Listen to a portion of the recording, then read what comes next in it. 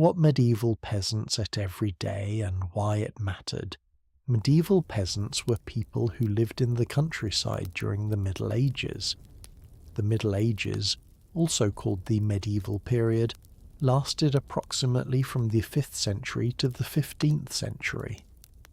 This is a span of about 1,000 years. 1,000 years is a very long time. It represents many generations of human beings living, working, and dying. A peasant was a rural agricultural worker.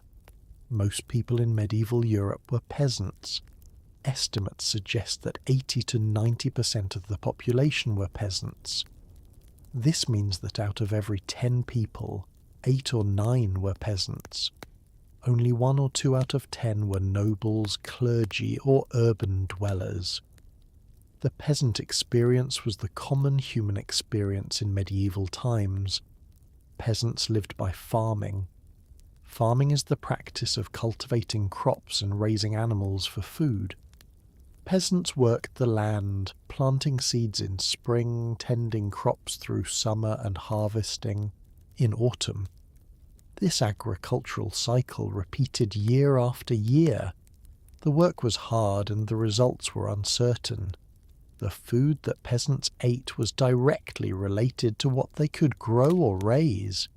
They did not have grocery stores. They could not simply buy food from distant places. They ate what they produced themselves or what they could obtain through local trade or barter. This made their diet very different from modern diets. Understanding what peasants ate matters for several reasons. First, diet affects health. The quality and quantity of food determines whether people thrive or merely survive. Second, diet reflects economic and social conditions. What people eat shows their wealth, status, and access to resources. Third, agricultural practices shape the landscape and environment. What peasants grew affected ecology for centuries. Let us examine the medieval peasant diet in exhaustive and sleep-inducing detail. We will explore every aspect of what they ate, how food was produced, how it was prepared, and why these patterns mattered. This examination will be deliberately tedious and repetitive to maximize sleepiness. The foundation of the medieval peasant diet was grain. Grain refers to the seeds of cereal crops. The most important grains were wheat, barley, rye, and oats. These grains provided the majority of calories in the peasant diet. Perhaps 60 to 70% of total calories came from grain products. Wheat was the most prestigious grain. Wheat makes the best bread because it contains gluten. Gluten is a protein that gives bread dough elasticity and allows it to rise. Wheat bread has a light texture and pleasant flavor. However, wheat was more expensive than other grains. Wealthy people ate wheat bread. Poor peasants often could not afford wheat. Barley was more common in peasant diets. Barley grows well in poor soil and cooler climates where wheat struggles. Barley bread is denser and heavier than wheat bread. It has a darker colour and stronger flavour. Peasants ate barley bread because it was affordable and available. Rye was another common grain. Rye tolerates cold and poor soil even better than barley. In northern Europe, rye was a staple crop. Rye bread is dark, dense, and slightly sour. It is filling and nutritious, but not as refined as wheat bread. Oats were considered inferior grain. Oats were often fed to animals rather than people. However, poor peasants ate oats, especially in regions like Scotland and Ireland, where oats grew well. Oats were made into porridge or flat cakes rather than raised bread. The process of getting from grain to food was labour-intensive. Let us examine this process in tedious detail. First, the grain had to be grown. This required ploughing fields. Ploughing is turning over soil to prepare it for planting. Medieval peasants used ploughs pulled by oxen or horses. A plough is a tool with a blade that cuts into soil. As the plough is pulled forward, the blade slices through earth and turns it over. This buries weeds, aerates soil, and creates a suitable surface for planting.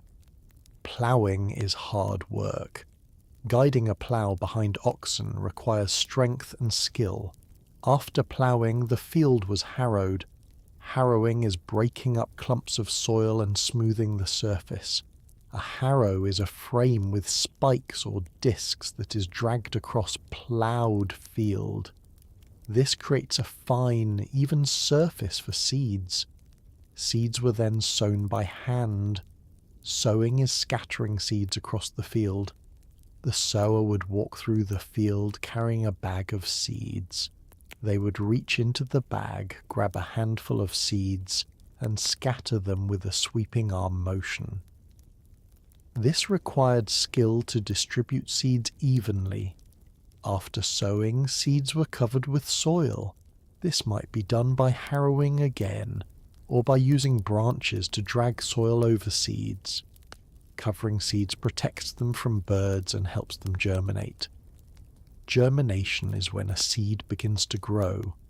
The seed absorbs water from soil.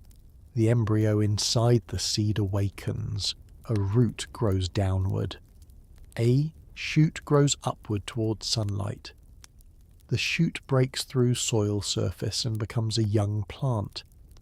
The growing plants had to be tended. Weeds competed with crops for water, nutrients, and sunlight. Peasants had to remove weeds by hand. This meant walking through fields, pulling up unwanted plants.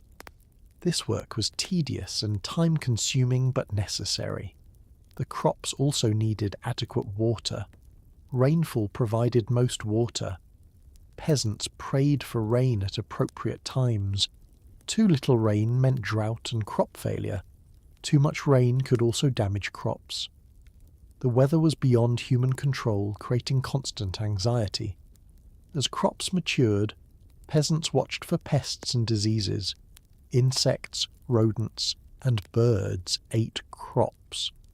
Plant diseases could destroy entire fields. Peasants had limited ability to control these threats.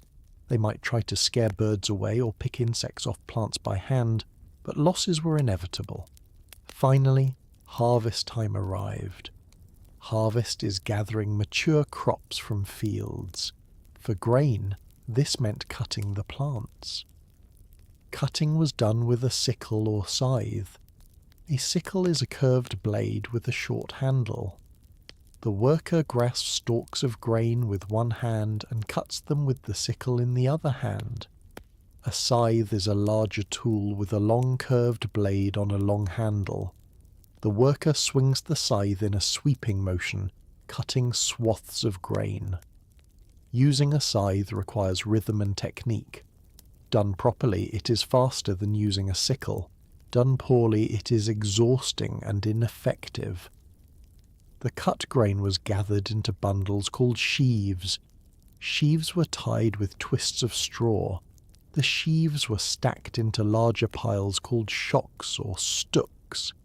These stood in the field to dry. Drying was important because wet grain would rot. After drying, grain was transported to a barn or storage area. This might be done with carts pulled by animals. The sheaves were stacked carefully in the barn. Proper stacking allowed air circulation and prevented spoilage. Before grain could be eaten, it had to be threshed. Threshing is separating grain seeds from stalks and husks. This was done by beating the sheaves with the tool called a flail. A flail consists of two sticks connected by a short chain or leather strap. The worker swings the flail, striking the grain. The impact breaks the seeds free from their husks. The grain, husks, and bits of straw fall into a pile. This pile must then be winnowed. Winnowing is separating grain from chaff. Chaff is the husks and broken straw. Winnowing was done by tossing the mixture into the air. The wind blows away the lighter chaff while the heavier grain falls back down. This was done outdoors on a windy day. The worker would scoop grain mixture into a wide, shallow basket and toss it upward. The chaff blew away. The grain fell into a pile. The clean grain still had to be processed before eating. Grain had to be ground into flour. Grinding is crushing grain between two hard surfaces. This was done with a mill. A mill consists of two circular stones. The bottom stone is stationary. The top stone rotates. Grain is poured into a hole in the centre of the top stone. As the stone rotates, grain is crushed between the stones. The crushed grain, now flour, emerges from the edges. Rotating the top stone required power. This might come from water, wind, or animals walking in circles. Water mills used flowing water to turn a wheel, which turned the millstone. Windmills used wind to turn sails, which turned the millstone. Mills were expensive to build and maintain. They were usually owned by lords, not peasants. Peasants had to pay to use the mill. This payment was often a portion of the grain being ground. The peasant might give 1/10 or 1/20 of their grain to the mill owner as payment. This was a significant cost. However, grinding grain by hand with small stones was extremely labour-intensive, so most peasants used mills despite the cost.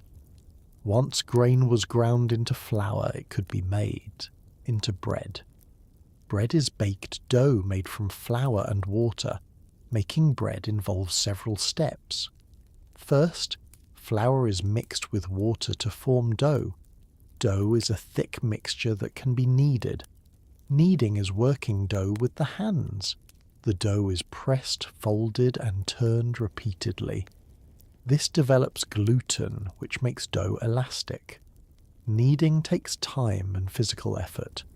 The dough must be kneaded for perhaps 10 minutes or more. For bread to rise, yeast is needed. Yeast is a microorganism that ferments sugars in dough, producing carbon dioxide gas. The gas creates bubbles in the dough, making it expand and become light and airy. Medieval peasants did not understand yeast scientifically, but they knew how to use it. Yeast could be obtained by saving a piece of dough from one batch to add to the next batch. This starter contained yeast that would ferment the new dough.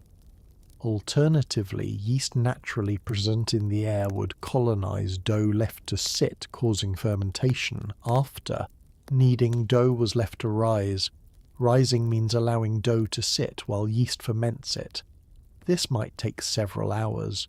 The dough swells as gas bubbles form. When it has doubled in size, it is ready to bake. Baking is cooking dough in an oven. An oven is an enclosed space that can be heated. Medieval peasants baked bread in various types of ovens. A simple oven might be a clay dome built outdoors. A more elaborate oven might be a stone structure. The oven was heated by building a fire inside it. The fire burned for perhaps an hour, heating the oven walls. Then the fire was raked out. The dough was placed inside the hot oven. The retained heat baked the bread. Baking took perhaps an hour. The bread was done when it had a brown crust and sounded hollow when tapped. The finished bread was removed from the oven and allowed to cool. Freshly baked bread was delicious, but bread would be eaten for days as it became stale. This entire process from ploughing a field to eating bread took months of work. Every step required labour. The peasant had to plough, sow, weed, harvest, thresh, winnow, transport to mill, pay for grinding, mix dough, knead, let rise, bake, and finally could eat.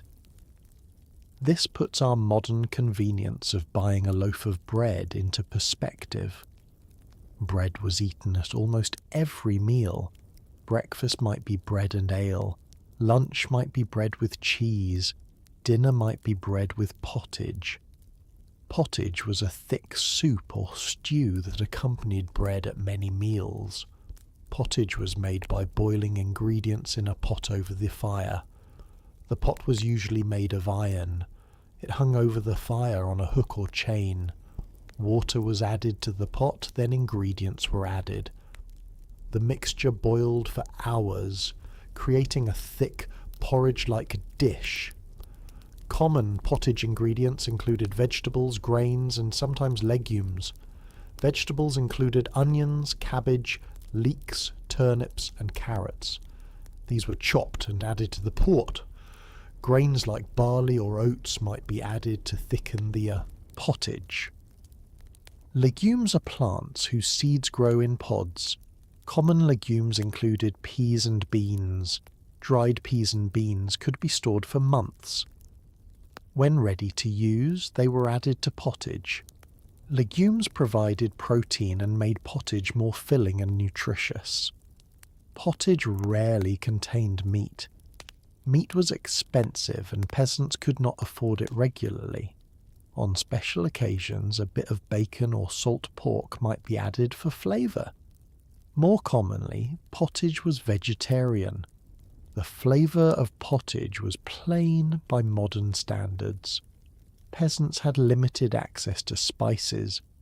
Salt was available but could be expensive. Other seasonings were rare. Pottage was nutritious but bland. It was eaten because it was filling and could be made from available ingredients. Pottage was made in large quantities. A pot of pottage might feed a family for several days. It would be eaten meal after meal until gone. The pot was rarely washed out completely. New ingredients would be added and more pottage made. This continuous pottage could simmer for weeks, with new ingredients constantly added. This perpetual stew approach was practical. Keeping the pot going meant there was always food ready. It also meant the pot developed complex flavours from all the accumulated ingredients. However, hygiene was questionable by modern standards. Let us now examine other foods in the peasant diet in tedious detail. Vegetables were important. Peasants grew vegetables in gardens near their homes. A household garden might be small, perhaps 10 by 10 metres, but it provided essential nutrients. Onions were ubiquitous. Onions are bulb vegetables with a strong flavour. They grow well in various climates and store well. Peasants ate onions raw, cooked in pottage, or as flavouring for other dishes. Onions contain vitamins and add flavour to bland diets. Cabbage was another staple. Cabbage is a leafy vegetable that forms a tight head. It grows well in cool climates. Cabbage can be eaten raw, boiled, or fermented. Fermented cabbage, similar to modern sauerkraut, could be stored for months, providing vitamins through winter. Leeks are related to onions but form a long white stem rather than a bulb. Leeks have a milder flavour than onions. They were commonly grown and eaten. Leeks could be added to pottage or eaten on their own. Turnips are root vegetables with white flesh and purple skin. They grow quickly and produce substantial yields. Turnips were boiled and eaten as a vegetable. Turnip greens, the leaves, were also edible and nutritious. Both roots and greens provided food. Carrots in medieval times were different from modern carrots. They were thinner, tougher, and often purple or white rather than orange. Orange carrots were developed later. Medieval carrots were eaten cooked in pottage or boiled. Parsnips are root vegetables similar to carrots but with white flesh and a sweeter taste. Parsnips were commonly grown and eaten. They are hardy and store well, making them valuable for winter. Food. Peas were extremely important. Peas are legumes that grow in pods. Fresh peas could be eaten in season. Dried peas could be stored and used all year. Peas provided protein, which was especially important since meat was rare. Beans, including broad beans and other varieties, were also important legumes. Like peas, they provided protein. Dried beans could be stored for months or years. They were soaked before cooking to soften them, then added to pottage. Garlic was grown and used for flavouring. Garlic has a strong pungent flavour and was believed to have medicinal properties. Small amounts of garlic added flavour to bland foods. Garlic was also eaten raw or roasted. Herbs were grown in gardens. Common herbs included parsley, sage, and thyme. These herbs added flavour to foods. They were used fresh in season or dried for winter use. Herbs also had medicinal applications treating various ailments. Leafy greens such as spinach, chard, and various wild greens were eaten. These provided vitamins and minerals. Greens were usually boiled or added to pottage. Some wild greens were foraged from fields and forests. Foraging is gathering wild plants for food. Peasants supplemented their diet by foraging. Wild greens, mushrooms, nuts, and berries could be gathered. This required knowledge of which plants were edible and which were poisonous. Mushrooms grew in forests and fields. Some species were delicious and nutritious. Other species were deadly poisonous. Peasants learned to identify safe mushrooms through experience passed down through generations. Still, mistakes occasionally occurred with fatal consequences. Nuts, particularly hazelnuts and walnuts, were gathered in autumn. Nuts are high in fat and calories, making them valuable food. They could be eaten raw or added to dishes. Nuts could be stored for months if kept dry. Berries, including strawberries, raspberries, blackberries, and blueberries, grew wild. These were seasonal treats. Fresh berries provided vitamins and sweetness. However, berries were available for only a few weeks each year and could not be preserved easily. Fruit trees, if present, provided apples, pears, plums, or cherries. Not all peasants had access to fruit trees. Orchards required land and years to establish. Fruit was a luxury more than a staple. Apples and pears could be stored for some months. Other fruits were eaten fresh or dried. Let us now examine animal products in the medieval peasant diet. Meat was rarely eaten by peasants. Meat is the flesh of animals. Animals that could provide meat included cattle, pigs, sheep, goats, chickens, and wild game. However, peasants had limited access to meat. Cattle were valuable as draft animals. Oxen pulled ploughs and carts. A peasant would not slaughter an ox for meat because the ox was more valuable alive as a worker. Only when an animal was old or injured might it be slaughtered. Pigs were raised for meat. Pigs eat scraps and forage, making them efficient meat producers. However, raising a pig required time and resources. A peasant family might raise 1 pig per year, slaughtering it in late autumn. The meat would be preserved for winter. Preservation methods included salting and smoking.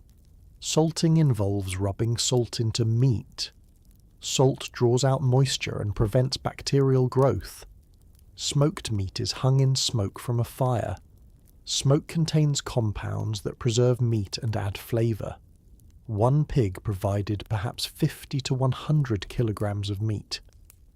For a family of 6, this might provide a small amount of meat weekly through winter. However, many peasants could not afford to raise pigs at all. Meat was a rare luxury for the poorest peasants. Sheep and goats were raised more for wool and milk than meat. A living sheep produced wool annually. Wool was valuable for making clothing. Milk from goats and sheep could be consumed or made into cheese. These products were more valuable than the one-time gain from slaughtering the animal. Chickens were kept for eggs. Eggs provided protein and could be produced regularly. A hen might lay several eggs per week. Eggs could be eaten fresh or preserved in various ways. Chickens themselves might be eaten when they stopped laying eggs or on special occasions. Wild game included deer, rabbits, birds, and fish. However, hunting was restricted.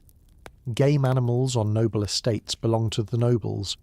Peasants were forbidden from hunting game. Poaching was illegal and punished severely. Punishments included fines, mutilation, or even death. Despite laws, some peasants poached. Hunger drove people to take risks. A poached rabbit could feed a family for days. But if caught, the consequences were severe. The risk-reward calculation was difficult. Fishing was allowed in some areas. Peasants living near rivers or coasts could catch fish. Fish provided protein and variety. Common fish included herring, cod, and freshwater fish like trout or pike. Fish could be eaten fresh or preserved by salting or drying. Dairy products were important when available. Milk could be consumed fresh, but spoiled quickly. Most milk was processed into cheese or butter. Cheese is made by curdling milk and separating curds from whey. The curds are pressed and aged, creating cheese that can be stored for months. Butter is made by churning cream. Cream is the fatty part of milk that rises to the top. Churning agitates cream until fat globules stick together, forming butter. Butter could be salted for preservation. It added fat and flavour to the diet. Not all peasants had access to dairy. Owning a cow or goat required resources. The animal needed pasture and care. Many peasants were too poor to own milk animals. For them, dairy products were rare treats obtained through trade or working for others. Let us now examine beverages in tedious detail. Water was the most basic beverage. Water comes from wells, springs, rivers, or collected rainwater. However, water quality was often poor. Medieval water sources were frequently contaminated with human and animal waste. Drinking contaminated water caused diseases including dysentery, typhoid, and cholera. These diseases caused diarrhea, dehydration, and often death. Peasants did not understand germ theory, but they observed that water sometimes made people sick. Ale was a safer beverage than water. Ale is a type of beer made from fermented grain.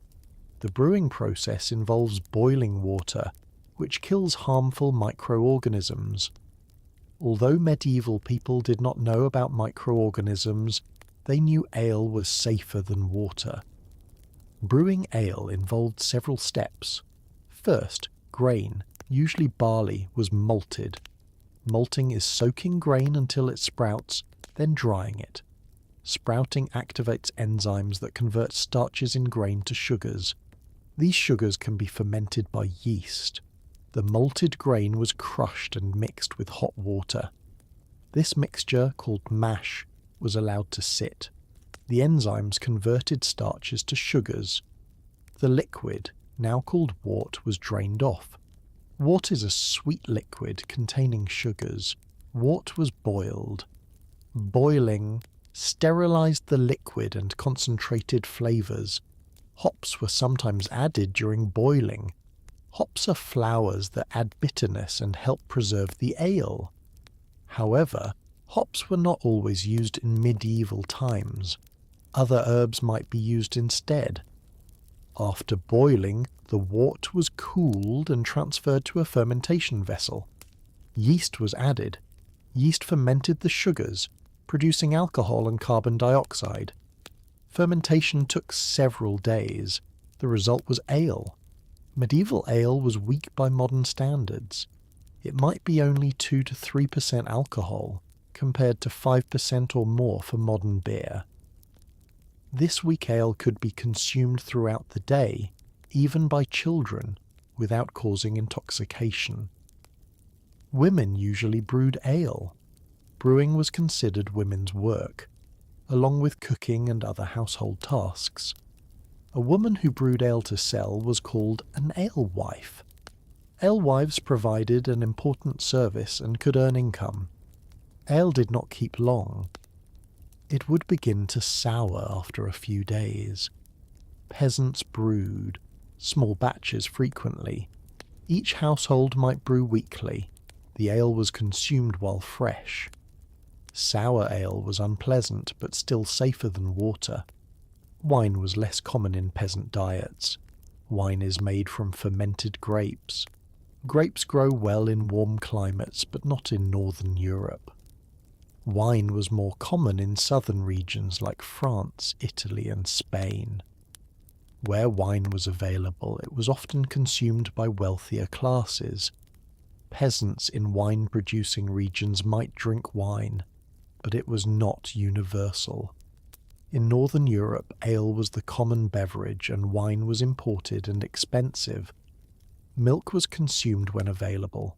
Fresh milk was a seasonal product. Cows and goats produce most milk after giving birth. Milk production declines over time and stops until the animal gives birth again. This meant milk was plentiful at certain times and scarce at others. Fresh milk spoiled quickly without refrigeration. It had to be consumed within a day or two. Most milk was processed into cheese or butter, as mentioned earlier. This preserved the nutrients in a stable form. Let us now examine meal patterns. Peasants typically ate 2 or 3 meals per day. The pattern varied by season and workload. During harvest, when work was intense, 3 meals might be eaten. During winter, 2 meals might suffice. Breakfast, if eaten, was simple. It might be bread with ale or leftover pottage. Breakfast was eaten shortly after waking, providing energy to begin the day's work. Not everyone ate breakfast. Some peasants simply worked until midday before eating. The main meal was eaten around midday. This meal might include bread, pottage, vegetables, and perhaps some cheese. This was the most substantial meal of the day. It provided energy for afternoon work. Supper was eaten in the evening after work was done. Supper might be similar to the midday meal, bread and pottage. Or it might be simpler, just bread and ale. After supper, peasants might socialize briefly before going to bed early. Artificial lighting was expensive, so people woke and slept with the sun. Food was eaten with simple utensils. Peasants had wooden bowls and spoons. Knives were used for cutting, but were personal tools carried by individuals. Forks were not common until later periods. People ate with spoons or their hands. Bread often served as a plate. A thick slice of stale bread, called a trencher, could have food piled on it. The bread absorbed juices and could be eaten at the end of the meal. This reduced the need for actual plates. Meals were communal. The family ate together from common pots and dishes. Food was shared. Portions might not be equal. Those doing the hardest physical labor might receive more food. Small children and elderly people might receive less. Food shortages were common.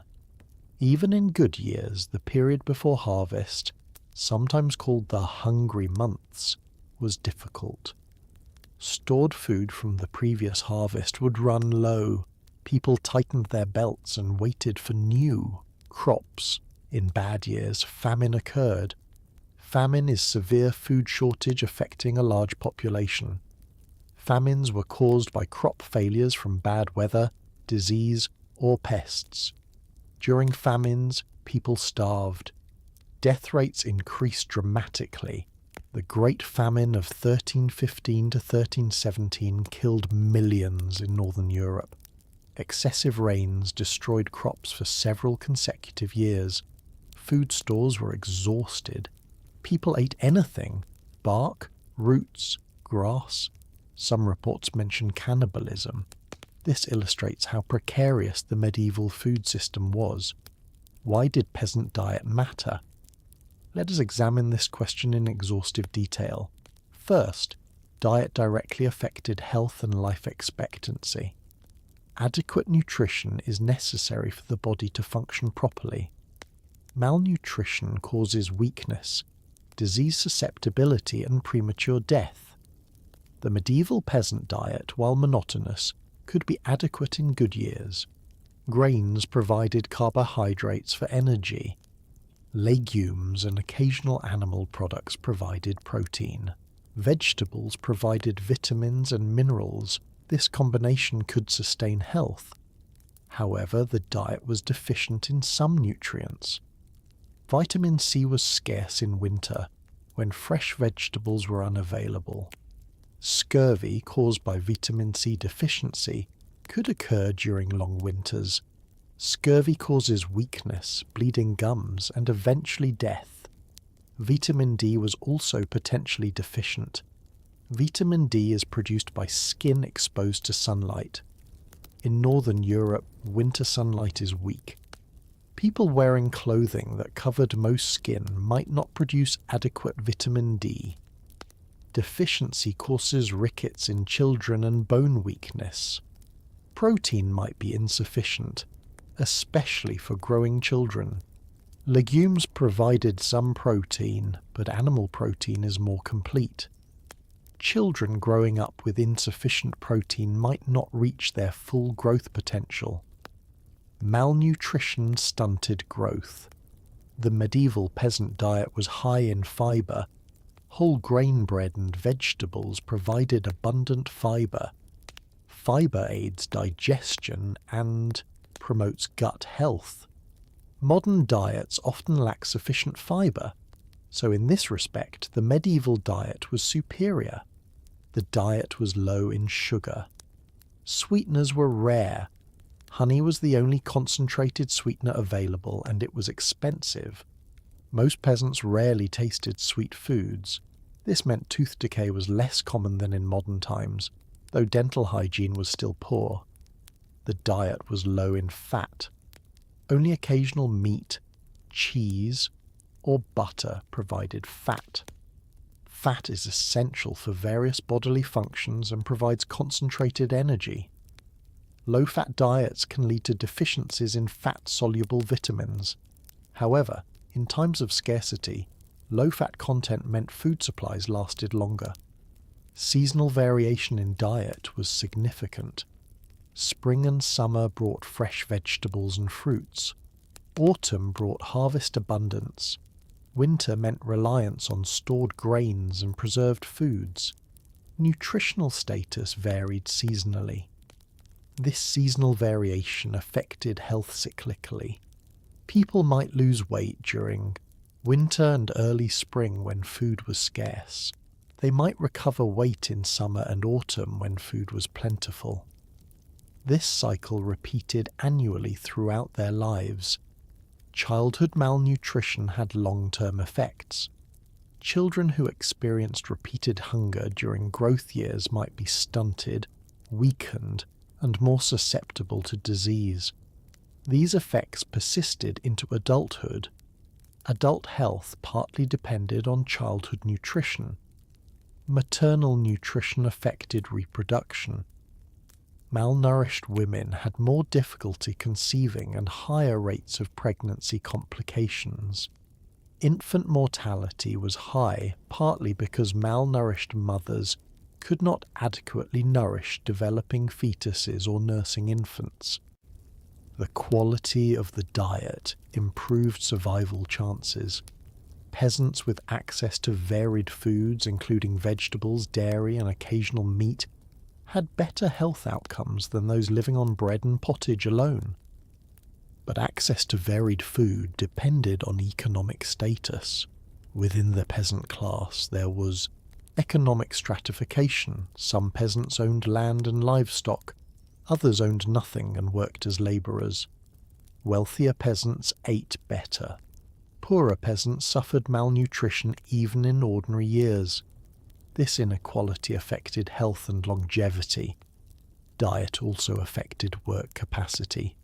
Physical labour requires energy. A poorly fed worker tires quickly and cannot work effectively. This created a vicious cycle. Inadequate food led to reduced work capacity, which led to reduced income, which led to inadequate food. The peasant diet affected the entire society. Peasants produced food for everyone. If peasants were weakened by malnutrition, agricultural productivity declined. This affected food availability for all social classes. Thus, peasant nutrition mattered even to nobles who never considered peasants' well-being. Agricultural practices shaped by dietary needs affected the environment. The crops peasants grew changed landscapes. Forests were cleared for fields. Wetlands were drained. Crop rotation patterns were developed. These practices had long-term ecological effects. The three-field system was an agricultural innovation in medieval times. Fields were divided into three sections. One grew wheat or rye.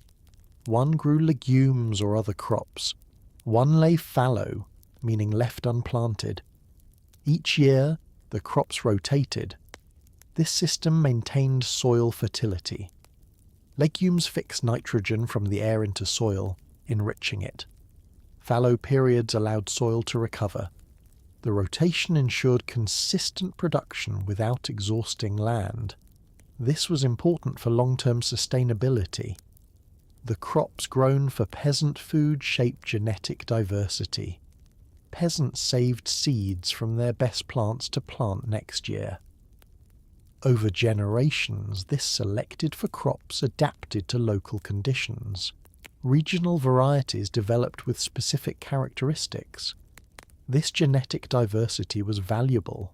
Different varieties had different strengths. Some resisted drought.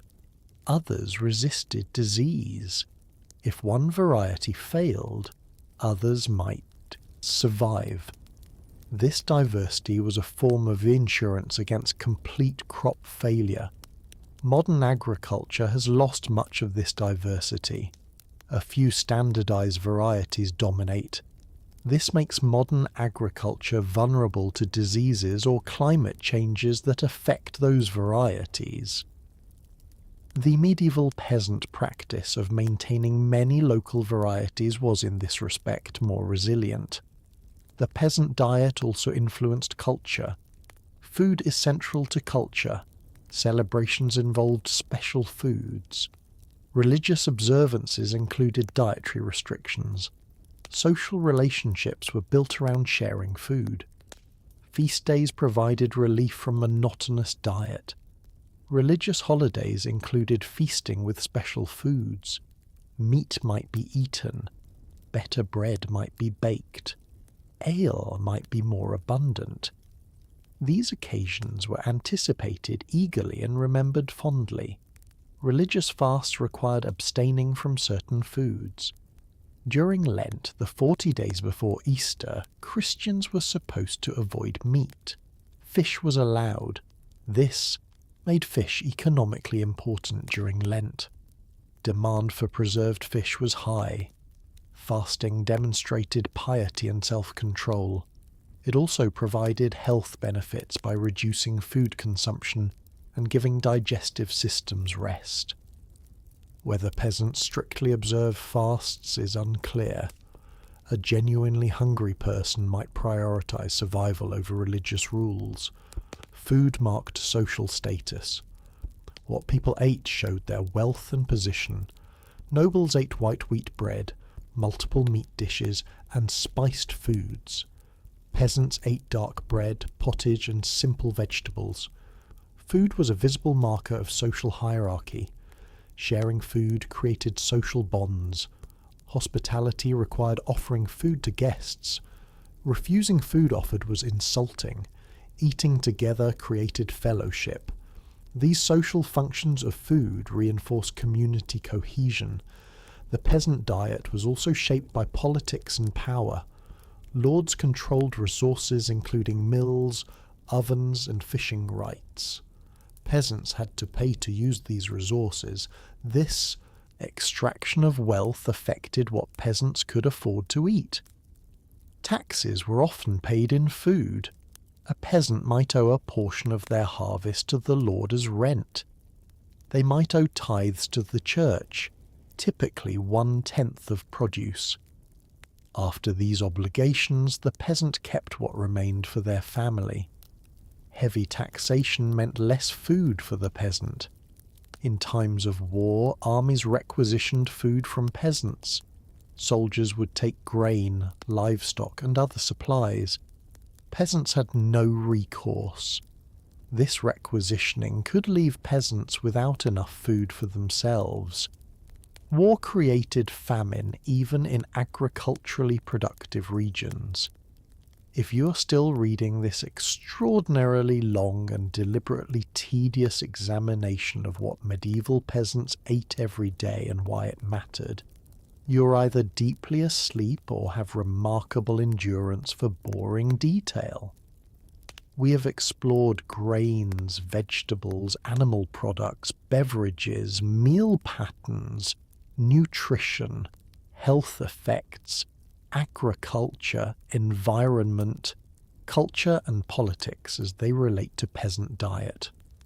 Medieval peasants ate a simple diet based on bread, pottage, vegetables and occasional animal products.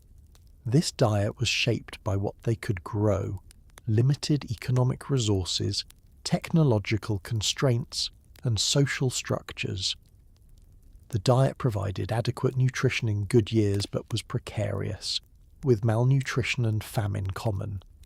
What peasants ate mattered because diet affected individual health, population dynamics, agricultural practices, environmental change, cultural patterns, and social stability. The peasant diet, monotonous and simple as it was, sustained the majority of the medieval population. These people, living on bread and pottage, built the cathedrals, fought the wars, and performed the labour that made medieval civilization possible. Their diet was unglamorous, but it mattered immensely, both to them and to history. Rest now, grateful for modern food abundance and variety. The medieval peasant would marvel at a modern supermarket. Sleep peacefully, knowing every tedious detail of medieval peasant diet has been thoroughly, exhaustively, and boringly explored. Good night, and may you dream of fresh bread and abundant harvests, not hunger and famine. But there is much more to examine about medieval peasant diet in exhaustive and sleep-inducing detail. We must continue exploring every aspect to ensure complete thoroughness and maximum drowsiness. Let us examine food preparation methods more thoroughly. Cooking was done over an open fire. Every peasant home had a hearth. A hearth is an area designed for containing fire. The hearth was typically in the centre of the room or against one wall. The fire burned continuously or nearly so. Starting a fire was difficult with medieval technology. Striking steel against flint to create sparks required skill and patience. Once a fire was lit, it was easier to maintain it than to restart it daily. Peasants kept fires burning, banking coals at night. Banking. Coals means covering fire with ashes to reduce airflow. This slows combustion but keeps coals alive. In the morning, ashes were removed and fresh wood added.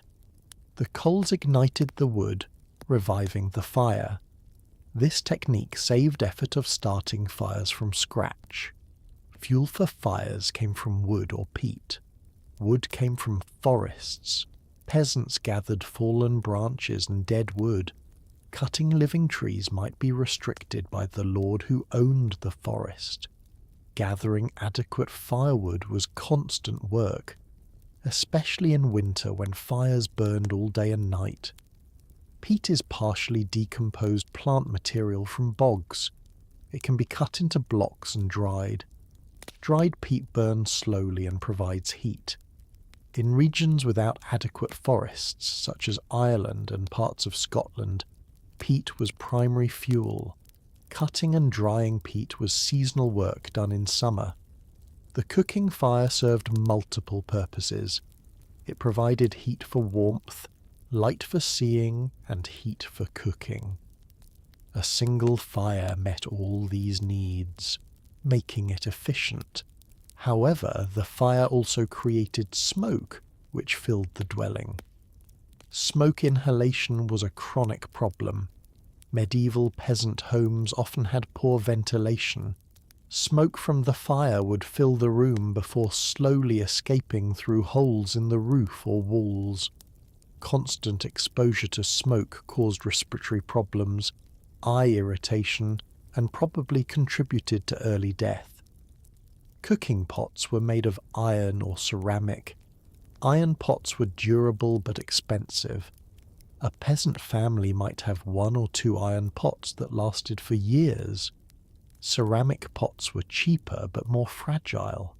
They might crack from heat or break if dropped. Pots hung over the fire from a chain or hook. The chain could be adjusted to raise or lower the pot, controlling cooking temperature.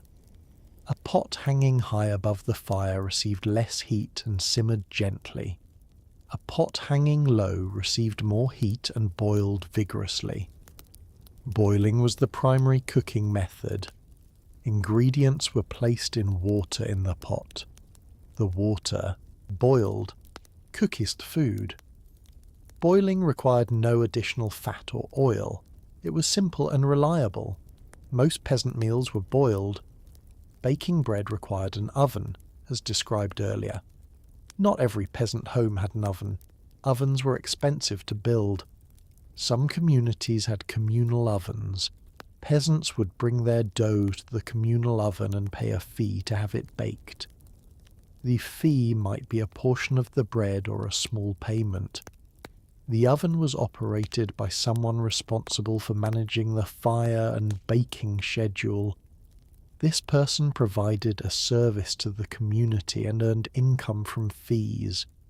Some peasants baked flatbreads on hot stones or griddles. A flat metal or stone surface was heated in the fire.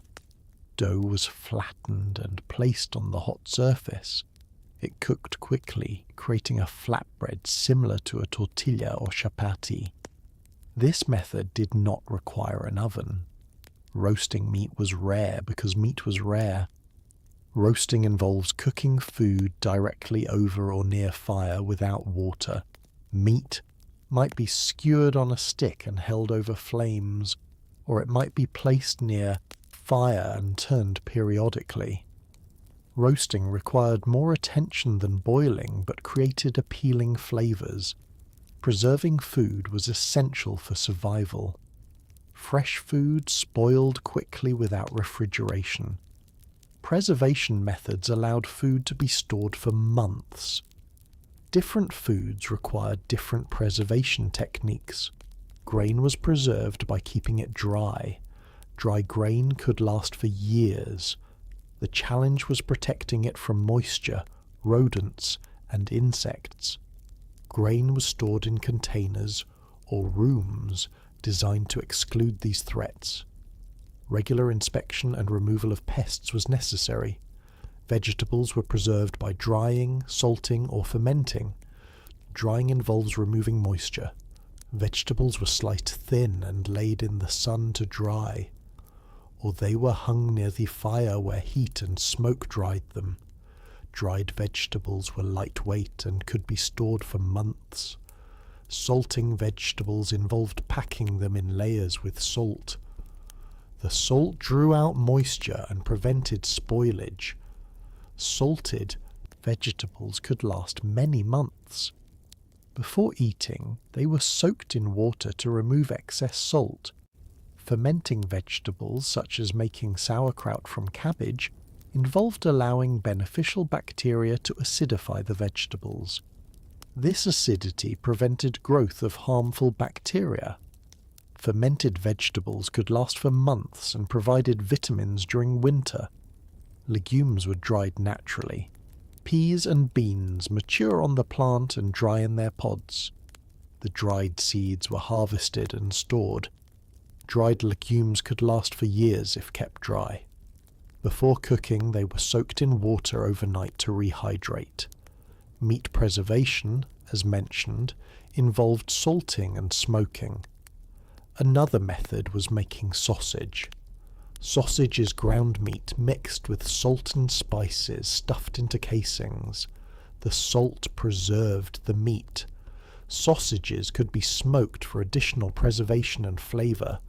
Blood sausage was made from animal blood mixed with grain or fat and stuffed into casings. When an animal was slaughtered, all life parts were used. Blood would spoil quickly if not preserved. Blood sausage allowed this nutrient-rich material to be eaten over time. Fish preservation primarily involved salting or drying. Fresh fish spoiled within hours in warm weather. Salted fish could last for months. Dried fish, such as stockfish, could last for years and was valuable as portable protein. Dairy preservation meant making cheese and butter, as discussed. Fresh milk could also be fermented into products like buttermilk or kefir. These fermented products had longer shelf life than fresh milk and provided beneficial probiotics for digestion. Fruits were preserved by drying. Apples could be sliced and dried. Plums could be dried into prunes. Dried fruit was sweet and provided energy and nutrients. Fruit might also be preserved in honey if available. Honey's high sugar content prevented spoilage. Let us examine seasonal patterns in more detail. The agricultural year followed a repeating cycle. Each season brought specific tasks and foods. Understanding this cycle is essential to understanding peasant diet. Spring began with ploughing and planting. As soon as soil thawed and dried enough to work, fields were ploughed. Spring grains like oats and barley were planted. Vegetable seeds were sown in gardens. This was a busy time with much work. Food supplies were lowest in spring. Stored food from the previous harvest was running low. The hungry months of March, April and May tested peasant endurance. People lost weight. Weakness and disease were common. Everyone anxiously awaited harvest. Early spring provided some fresh foods. Wild greens could be foraged. Nettles, dandelion greens and other plants provided fresh vitamins. These famine foods might be all that kept people alive during the worst spring shortages. As spring progressed, gardens began producing. Lettuce, radishes and other quick-growing vegetables provided fresh food. This was eagerly welcomed after months of stored grain and preserved foods. Fresh vegetables improved health and morale. Summer brought abundance. Crops matured. Vegetables grew prolifically. Berries ripened. Dairy production peaked as animals fed on lush pasture. This was the best time of year for diet quality and quantity. However, summer also brought intense agricultural work. Hay had to be cut and dried for animal fodder. Weeding and crop maintenance continued. Summer's abundance required labour. Peasants worked long hours to take advantage of good weather and growing conditions. Autumn was harvest time. This was the most critical period of the year. The success or failure of the harvest determined whether people would have enough food for the coming year. Everyone worked urgently to bring in crops before weather turned. Grain harvest required cutting, bundling, transporting and storing. This work had to be done quickly. Grain left in fields could be damaged by rain or eaten by animals. Speed was essential. Entire communities mobilized for harvest. After grain harvest came threshing and winnowing, as described earlier. These tasks continued for weeks after harvest. Meanwhile, vegetable crops matured. Root vegetables like turnips and carrots were harvested. Cabbage was harvested and some was fermented. Autumn was also time for slaughtering animals. Animals that would not be kept through winter were slaughtered. The meat was preserved. Slaughtering provided fresh meat, a rare treat, and started the process of creating preserved meat stores for winter. Winter was a time of relative rest. Once autumn work was complete and food was stored, there was less agricultural work. Peasants spent more time indoors. They engaged in indoor tasks like spinning, weaving, and tool repair. Winter diet depended on stored foods, bread from stored grain, preserved meat and fish, root vegetables from storage cellars, dried legumes. These constituted the winter diet. Fresh food was unavailable. The diet was monotonous and less nutritious than summer diet. Wood gathering continued in winter. Keeping fires burning required constant fuel. Men and children went into forests to collect wood. This was cold, difficult work, but necessary for survival. As winter progressed into spring, food supplies dwindled. This brought the cycle back to the hungry months of spring. The annual cycle repeated endlessly. Peasants lived their entire lives following this rhythm. Let us examine social aspects of food in more exhaustive detail. Food was central to social interactions. Sharing food created bonds. Hospitality required offering food to visitors. Refusing food offered was insulting. When a visitor arrived, the host would offer whatever food was available. This might be bread and ale at minimum. A wealthy host might offer more. The guest was expected to accept graciously. This ritual reinforced social networks. Community celebrations involved food. Weddings included feasts. Everyone in the community would be invited. Families saved and pooled resources to provide abundant food for wedding feasts. Meat might be served. Better bread would be baked. Ale flowed freely. These feasts were memorable occasions. For poor peasants who ate bread and pottage daily, a feast with meat and ale was special. The memory of such occasions brightened otherwise hard lives. Feasts also displayed hospitality and enhanced family reputation. Funerals also involved food. After burying the deceased, mourners gathered for a meal.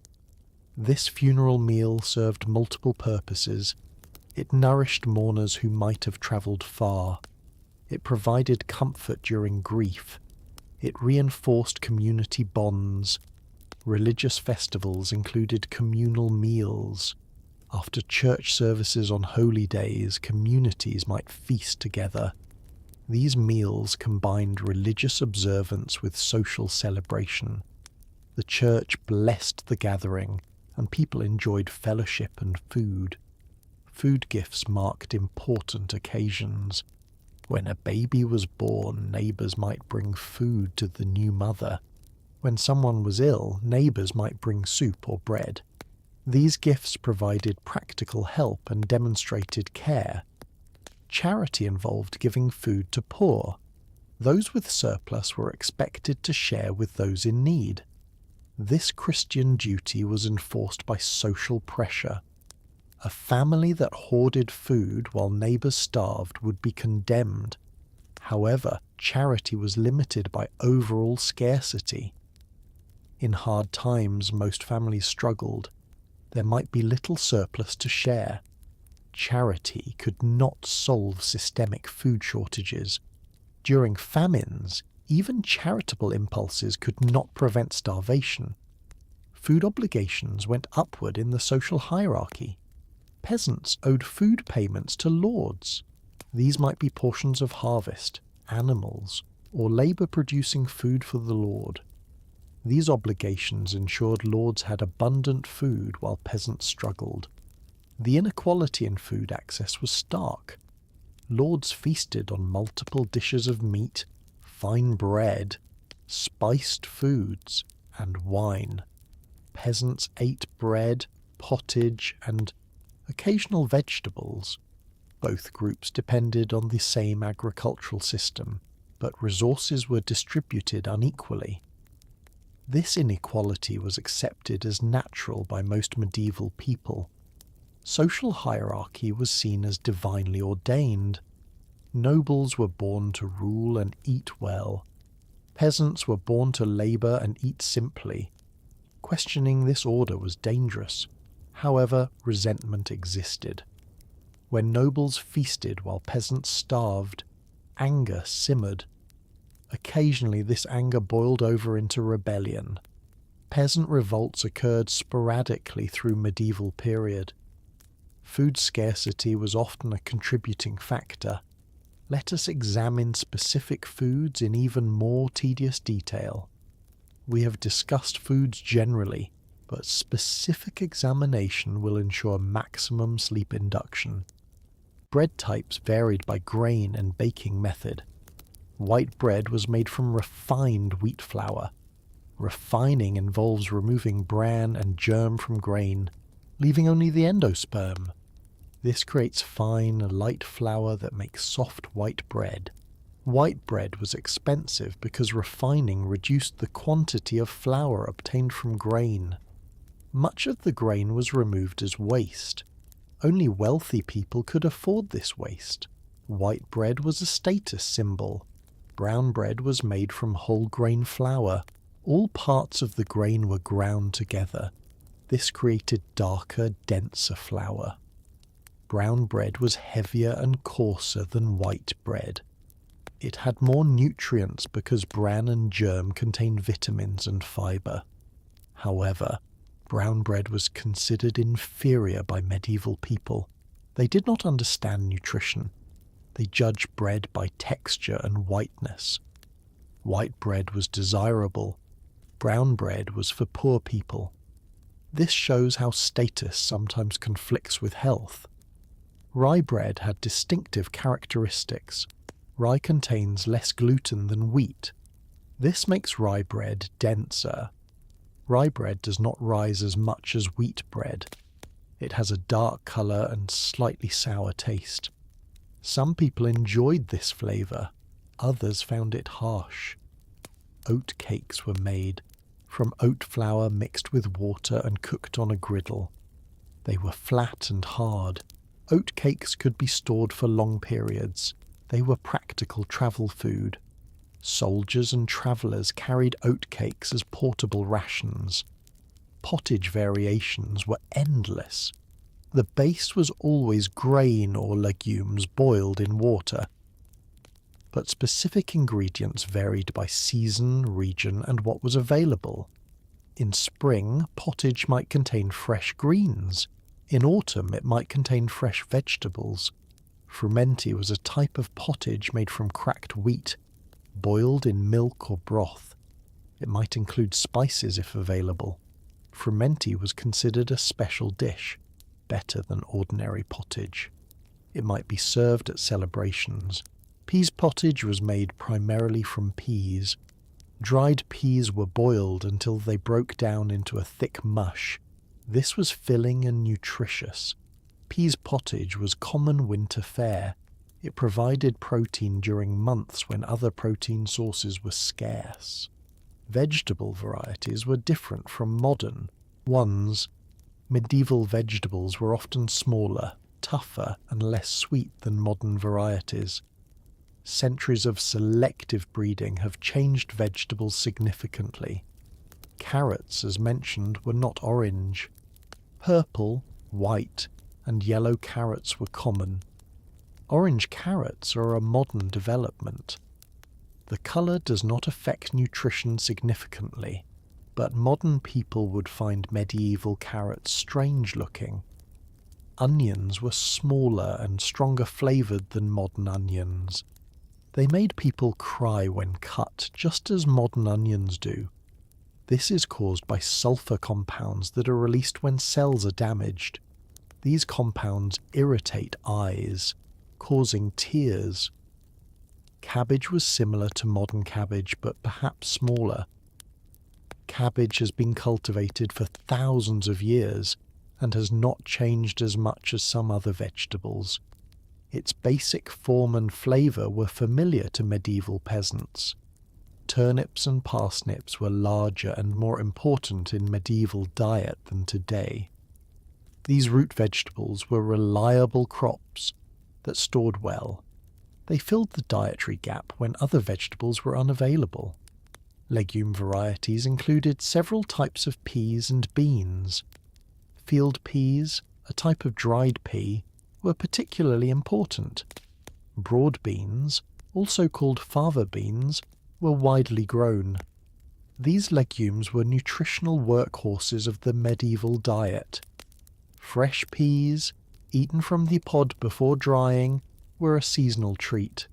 They were sweet and tender, but they were available for only a few weeks. Most pea harvest was left to dry for long-term storage. Meat types and cuts varied by animal. Pork was versatile. Almost every part of the pig could be eaten.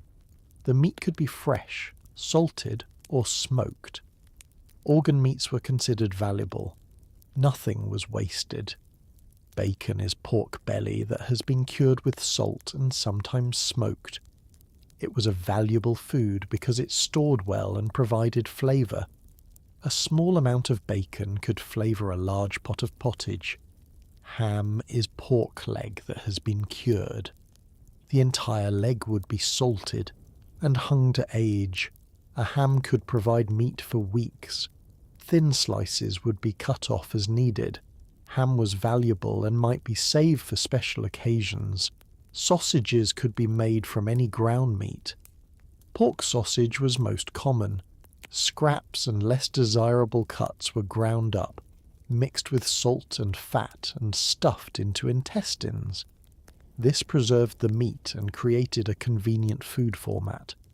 Blood pudding or black pudding was made from blood, fat, and grain. The ingredients were mixed and stuffed into casings.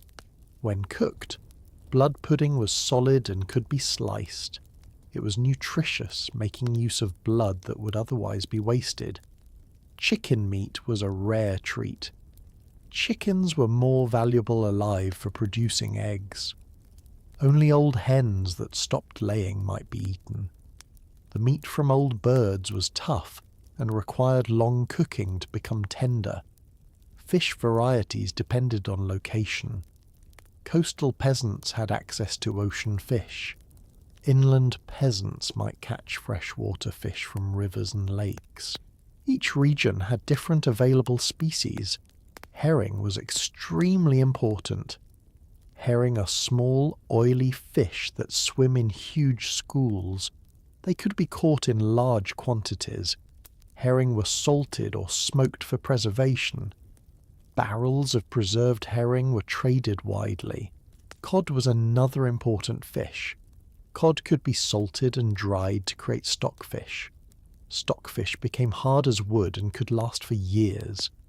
Before eating, it was soaked in water for days to rehydrate and soften. Salmon was valuable. Salmon spend part of their lives in ocean and part in rivers. When salmon swim upriver to spawn, they can be caught easily. Smoked salmon was a delicacy. It was expensive and usually reserved for wealthy people. Eel was commonly eaten. Eels are snake-like fish found in rivers and coastal waters. They were caught in traps. Eel meat is fatty and flavourful. Eels could be stewed, roasted, or made into pies. Let us examine food-related labour in exhaustive detail. Producing food required enormous amounts of human labour. Every step from ploughing to eating involved work. This labour shaped peasant lives. Ploughing, as described, required physical strength and skill. The ploughman guided the plough while animals pulled it. This work was exhausting. A day of ploughing left a person physically spent, yet ploughing had to be done every spring. Sowing required walking miles through fields while scattering seeds. The sower had to judge the correct amount of seed to scatter. Too little meant sparse crops, too much wasted seed. Experience taught proper technique. Weeding meant bending over in fields for hours, pulling up unwanted plants. This work caused back pain and fatigue, yet it was necessary. Weeds competed with crops for water and nutrients. Unweeded fields produced poor harvests. Harvesting was the most labour-intensive period. Cutting grain with sickles or scythes required repetitive motions for hours daily. Blisters formed on hands. Muscles ached. The urgency of harvest meant working, despite pain and fatigue. Binding sheaves required tying bundles of cut grain. This was skilled work done quickly. The sheaves had to be tight enough to hold together, but not so tight that grain was crushed. Experience taught the proper technique. Stacking sheaves into shocks required balancing them so they stood upright and shed water. If sheaves fell over or stacked poorly, grain could be damaged by rain. Proper stacking protected the harvest. Transporting grain from fields to storage required carts and animals or human carrying. Sheaves were heavy. Loading carts, driving them, and unloading required strength and time.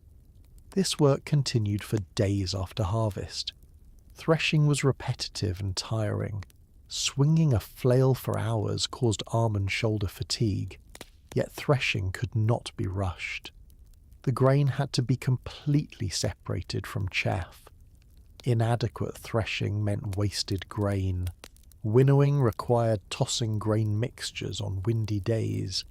This work was less physically demanding than threshing, but required good weather. If wind was inadequate, winnowing was ineffective. Peasants had to wait for appropriate conditions. Grinding grain, when done by hand rather than at a mill, was extremely laborious. The grain was placed between two stones. The top stone was rotated by hand, crushing grain. This took hours of work to produce enough flour for one day's bread. Women's food labour was also extensive. Fetching water for cooking required carrying heavy containers from wells or streams. Water is heavy. 10 litres weighs 10 kilograms. Multiple trips were needed daily. Maintaining fires required constant attention. Wood had to be added regularly. Ashes had to be removed. The fire had to be monitored to prevent it from going out or spreading. Fire tending was ongoing work. Food preparation consumed hours daily. Vegetables had to be washed and chopped. Legumes had to be sorted to remove stones and damaged seeds. Grain had to be measured. Every step required time and effort. Cooking required monitoring. Pottage had to be stirred occasionally to prevent burning. Water levels had to be maintained. Cooking time had to be judged. This required experience and attention. Baking bread, as detailed earlier, involved multiple steps over several hours. Mixing, kneading, rising, baking. Each step required work. A woman baking bread for her family spent much of a day on this task. Cleaning up after meals required washing dishes and utensils. Without running water or dish soap, this meant carrying water, heating it, and scrubbing items with abrasive materials. The work was tedious but necessary for hygiene. Food preservation consumed even more labour. Salting vegetables meant preparing salt brine, cutting vegetables, packing them in containers and monitoring them. Making cheese required heating milk, adding rennet to curdle it, separating curds, pressing them, and aging the cheese.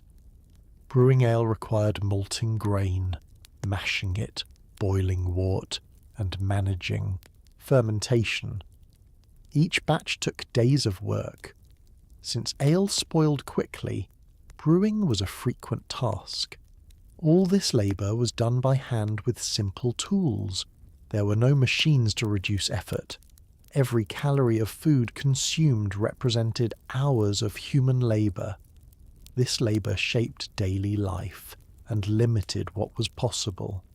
If you are still reading this monumentally long and deliberately boring examination of medieval peasant diet, you have either fallen asleep or have superhuman tolerance for tedious detail.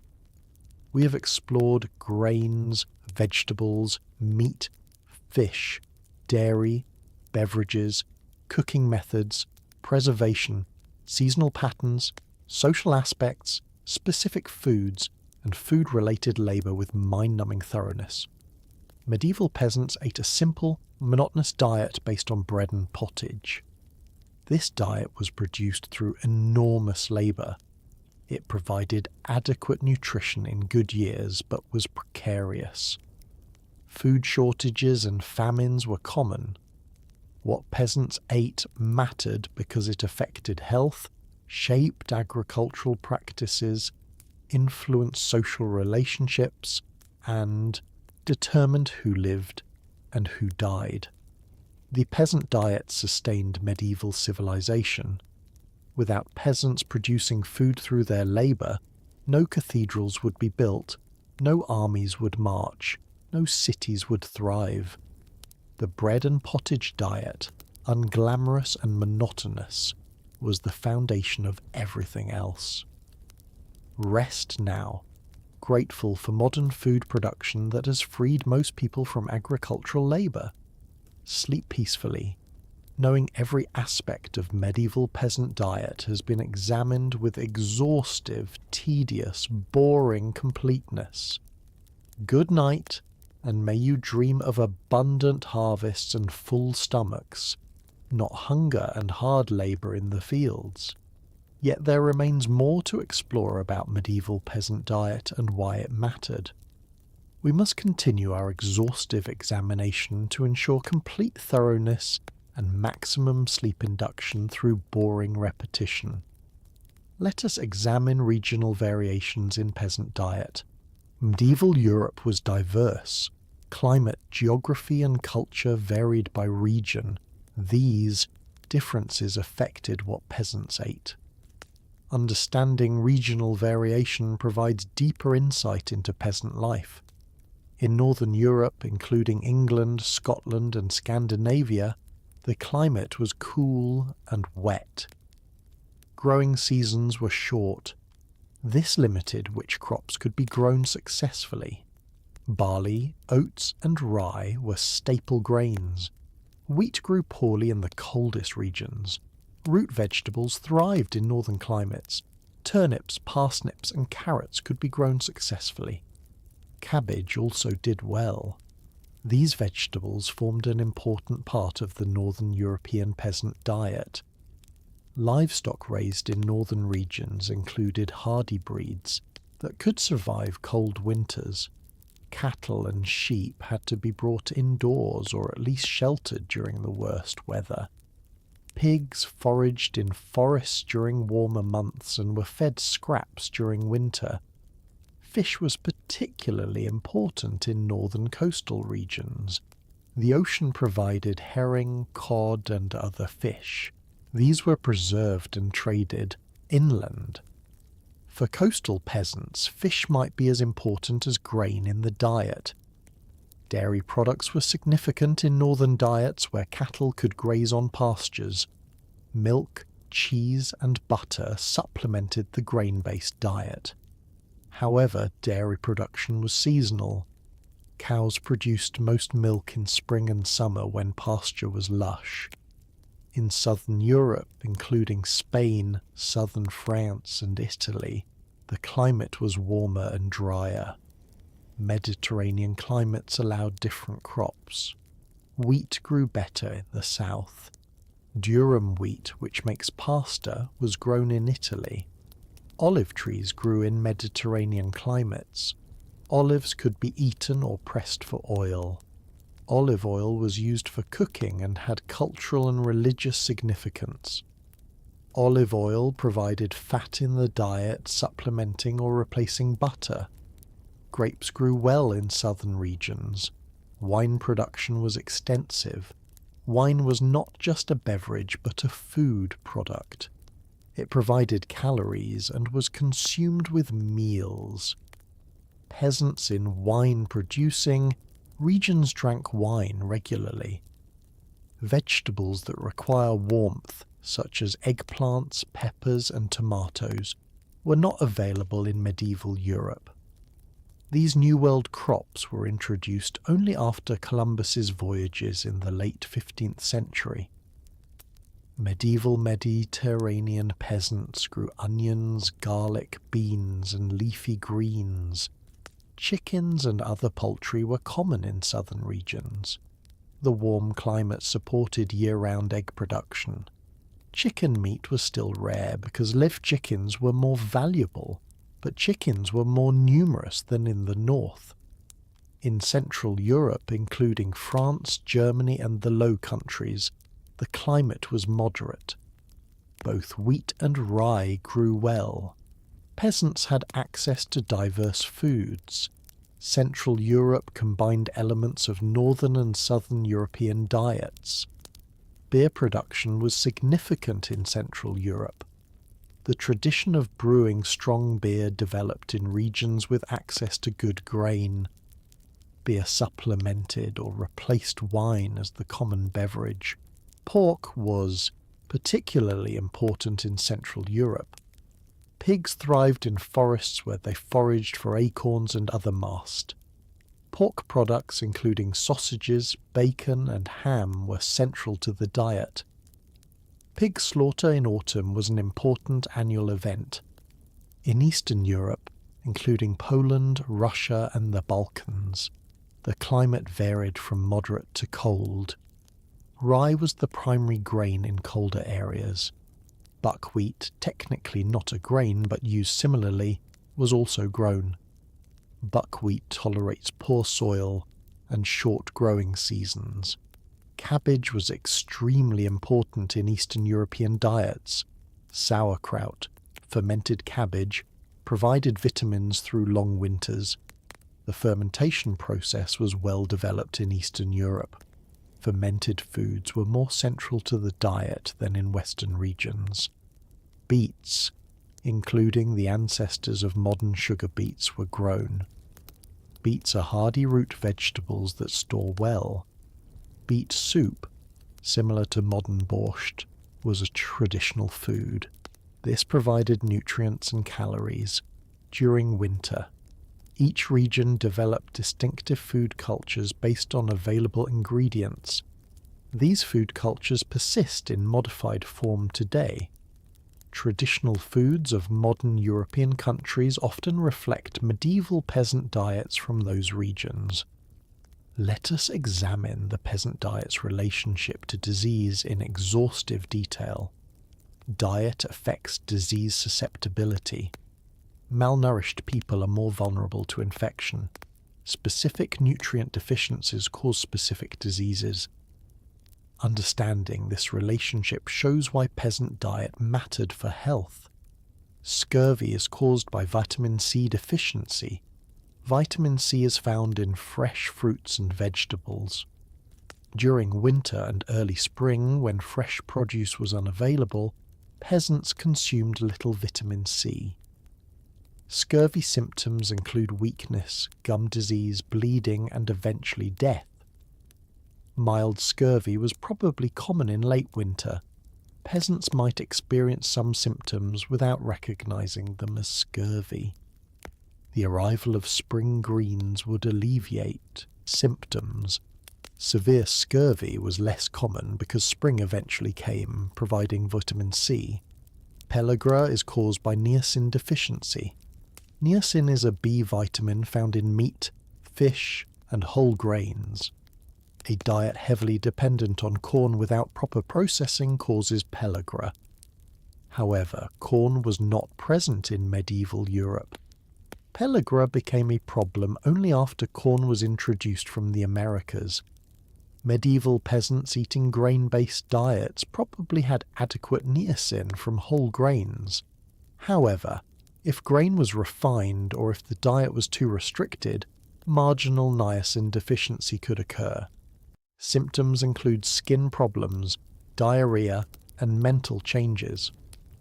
Rickets is caused by vitamin D deficiency.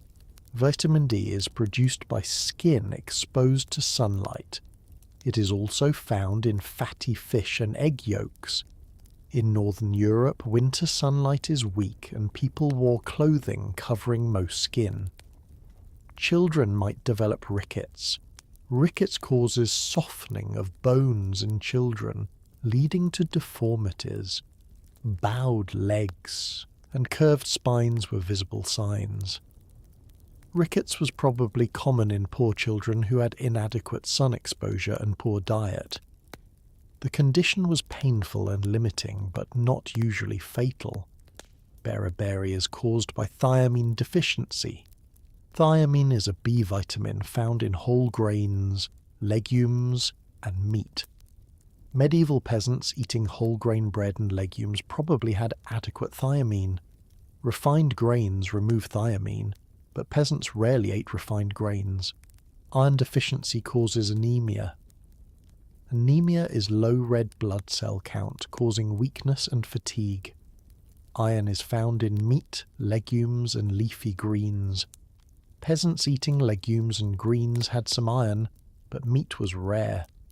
Women of childbearing age were especially vulnerable to anemia due to blood loss from menstruation.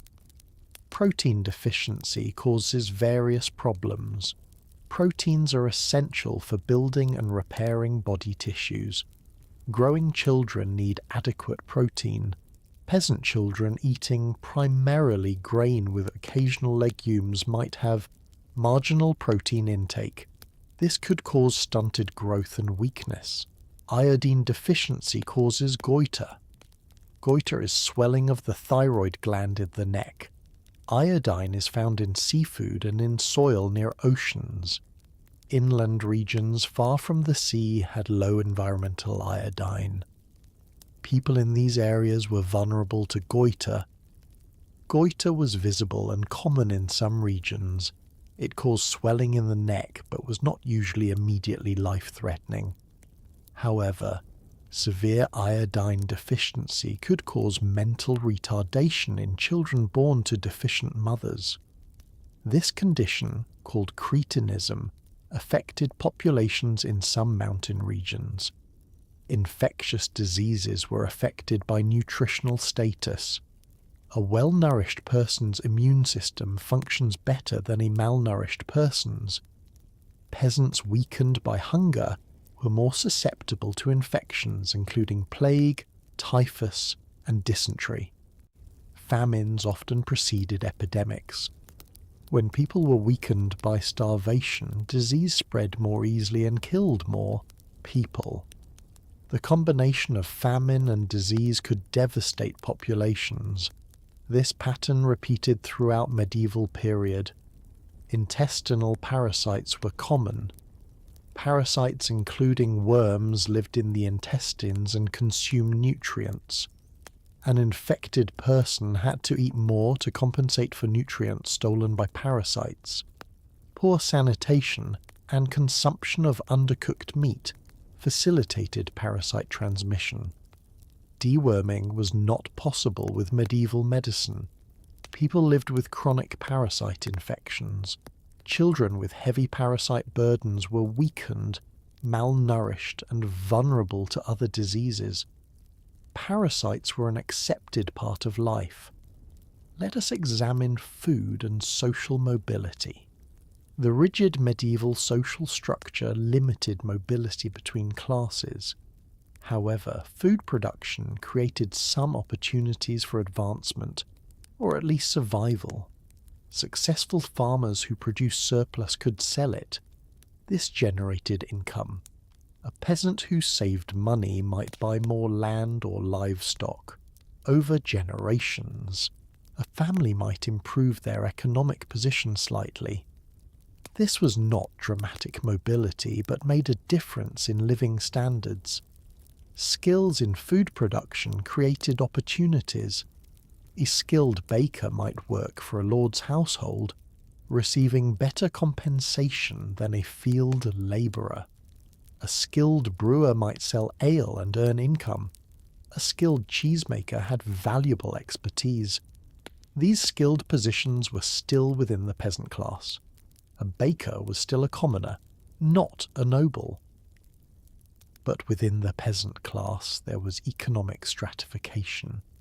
Skilled workers earned more and lived better than unskilled labourers. Merchants who traded food could accumulate wealth. A merchant buying grain in one region and selling it in another might profit. Successful merchants might transcend peasant status, becoming prosperous urban burghers. This was rare but possible. The church provided another path. Peasant boys could potentially join the clergy. The church fed its members. Monks and priests ate better than field labourers. A peasant family might send a son to the church, improving that son's prospects and reducing mouths to feed at home. However, most peasants had no opportunity for mobility. They were born peasants, lived as peasants, and died as peasants. Their children would be peasants. The food they produced sustained their families and their lords, but did not create wealth for themselves. Let us examine food waste and scarcity. In modern developed countries, large amounts of food are wasted. Consumers discard food for many reasons. Medieval peasants could not afford such waste. Every bit of food was valuable. Spoilage was the primary cause of food loss. Without refrigeration or sophisticated preservation, some spoilage was inevitable. Grain might mould if stored damp. Vegetables might rot. Meat might spoil before it could be eaten or preserved. These losses were painful but unavoidable. Pests consumed stored food. Rats, mice, and insects infested storage areas. They ate grain and contaminated more than they ate. Peasants tried to protect stores, but pest control was limited. Losses to pests were significant. Some food was lost in processing. Threshing and winnowing were imperfect. Some grain remained in chaff. Some fell to the ground and was lost. Grinding produced some waste. These losses accumulated. However, deliberate waste was minimal. Every edible part of plants and animals was used. Vegetable tops and peelings might be eaten or fed to animals. Bones from meat were boiled to extract flavour and nutrients. Nothing useful was discarded. Food scraps were fed to animals. Pigs ate household waste. Chickens ate scraps. This recycling converted inedible food into animal products: meat, eggs, and milk. Animals served as a way to transform low-quality food into higher-quality food. Stale bread was not wasted. It could be soaked in liquid to soften it. It could be made into bread pudding by soaking in eggs and milk if available. Hard bread could be ground into breadcrumbs for other uses. Bread was too valuable to waste.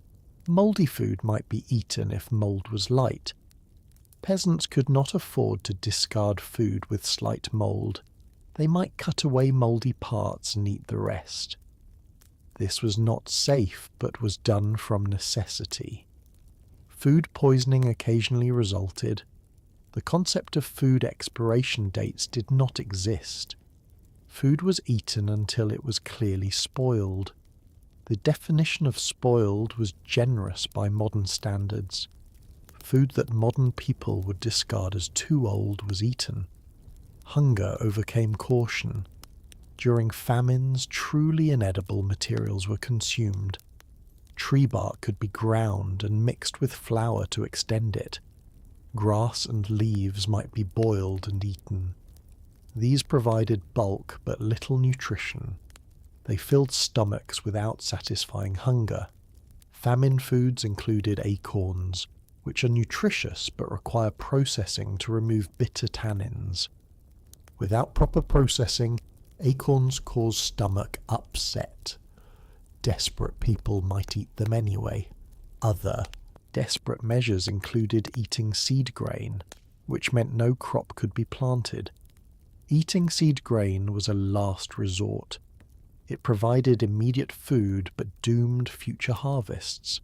A community that ate seed grain might not recover. This decision showed the desperation of famine. Some people starved rather than eat certain foods. Cultural and religious taboos restricted foods. Christians were not supposed to eat meat during Lent. Whether starving people violated this rule is unknown. Probably some did and some did not. Let us examine food preparation tools in tedious detail. Medieval peasants had simple tools. These tools were handmade and basic but functional. Understanding these tools shows how food was prepared. Knives were essential. Every person carried a knife. Knives were used for eating, for food preparation, and for other tasks. A knife was a multi-purpose tool. Medieval knives had fixed blades and simple handles. They were functional rather than decorative. Cutting boards were wooden planks. Wood was plentiful and easily worked.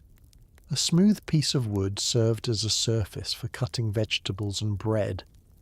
Cutting boards were used repeatedly and rarely washed, accumulating bacteria by modern standards. Bowls were made of wood or ceramic. Wooden bowls were carved from solid blocks of wood. Ceramic bowls were formed from clay and fired in kilns. Both types of bowls were used for eating and food preparation. Ceramic bowls could hold liquids better than wooden bowls. Spoons were carved from wood or cast from metal. Wooden spoons were common. A craftsman could carve several spoons from one piece of wood. Metal spoons were more expensive. Pewter, an alloy of tin and other metals, was used for spoons by those who could afford it. Ladles were large spoons with long handles. They were used to serve pottage from pots. A ladle could reach into a deep pot hung over fire. Ladles were essential tools for communal eating from shared pots. Pots and cauldrons have been discussed. They were made of iron or ceramic. Iron pots were durable and could withstand fire. Ceramic pots were cheaper but could crack. Large households might have multiple pots for different purposes. Hooks and chains suspended pots over fires. These were made of iron. The chain could be adjusted to raise or lower the pot, controlling cooking temperature. The hook at the end held the pot handle. This simple system was effective. Griddles were flat metal plates for cooking flatbreads or other foods. They were placed directly in the fire or propped above it. Food cooked on the griddle's hot surface. Griddles allowed cooking without pots. Trivets were metal stands that held pots near but not directly over fire. A trivet had 3 legs, hence the name. Pots placed on trivets received moderate heat suitable for simmering. Trivets allowed more precise temperature control than hanging pots. Graters were metal sheets with punched holes creating rough edges. Cheese or vegetables could be rubbed against the grater, breaking them into small pieces. Grated cheese melted easily. Grated vegetables cooked quickly. Mortars and pestles were used for grinding spices, herbs, or grains. A mortar is a bowl made of stone or metal. A pestle is a club-shaped tool that fits in the mortar. Ingredients placed in the mortar were pounded with the pestle, grinding them into powder. Sieves separated fine particles from coarse. A sieve is a mesh screen in a frame. Flour could be sifted through a sieve to remove lumps or to separate fine flour from coarse. Sieves were made by stretching cloth or making metal mesh. Barrel and container making was a specialized craft. Coopers made wooden barrels for storing grain, liquids, and preserved foods. Barrels were constructed from shaped wooden staves held together with metal hoops. Properly made barrels were watertight and durable. These simple tools were all that peasants had. Modern kitchens contained dozens of specialized tools. Medieval peasants made do with basics. Their skill compensated for limited tools. A practiced cook could create meals using just a few simple implements. Let us examine the economics of food in more exhaustive detail. Food was the primary expense for peasant families. Most income or production went toward food. Understanding food economics shows why peasants were poor. Peasants who owned land had to allocate it between different uses. Some land grew grain for food. Some grew hay for animal fodder.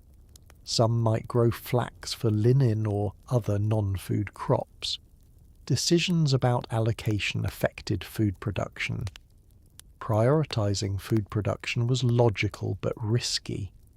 A family that grew only food had no products to sell. They could not generate cash income for other necessities like tools or clothing. Diversification provided security but reduced food production. Peasants who did not own land worked for others.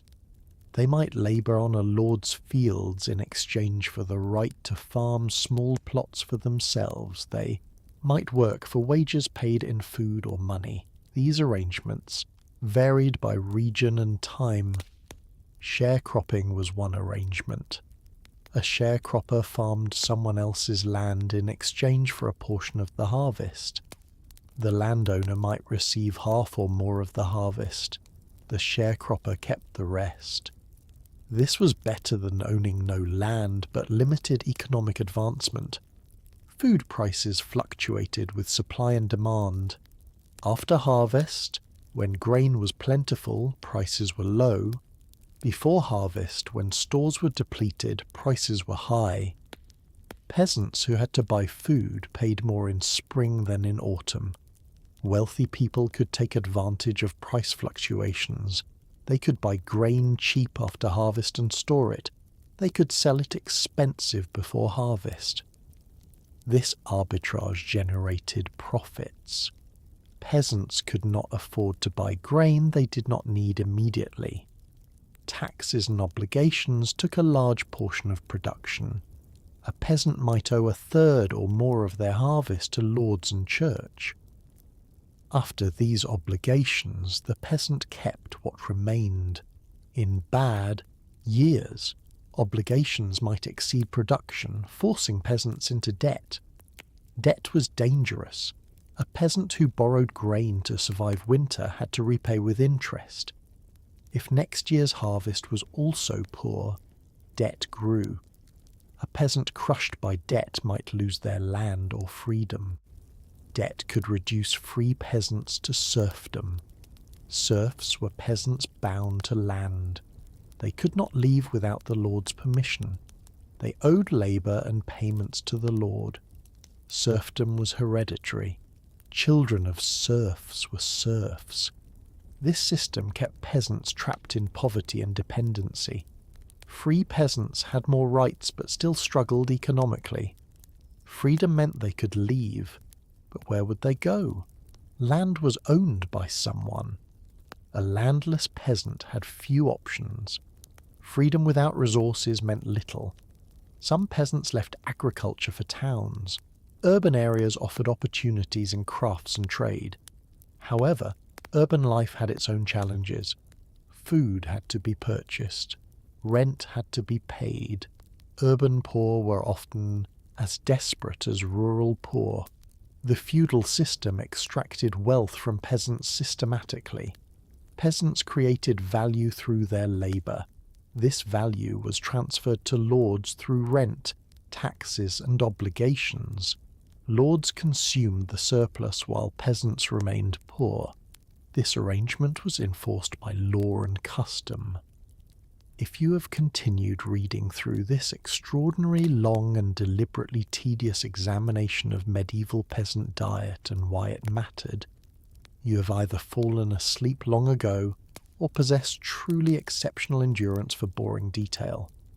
We have now explored every conceivable aspect, including regional variations, disease relationships, social mobility, food waste, tools, and economics. Medieval peasants ate a simple diet dominated by bread, pottage, and vegetables, with occasional animal products. This diet was produced through enormous labour using simple tools. It provided marginal nutrition and was vulnerable to disruption by weather, pests, or politics. Food shaped peasant lives completely. Work, health, social relationships, and survival all centred on food. Why did peasant diet matter? It mattered because diet determined whether people lived or died. It mattered because agricultural practices shaped the environment. It mattered because food production and distribution reflected power structures. It mattered because the majority of humans in medieval Europe were peasants whose experience was defined by their diet. Understanding what medieval peasants ate helps us understand medieval society. It shows the material basis of life before industrialization. It demonstrates how far food systems have changed. Modern people take food abundance for granted. Medieval peasants knew only scarcity and struggle. This exhaustive examination of medieval peasant diet is now complete. Every tedious detail has been explored with maximum boring repetition. Rest now, grateful for modern food systems that provide variety and abundance.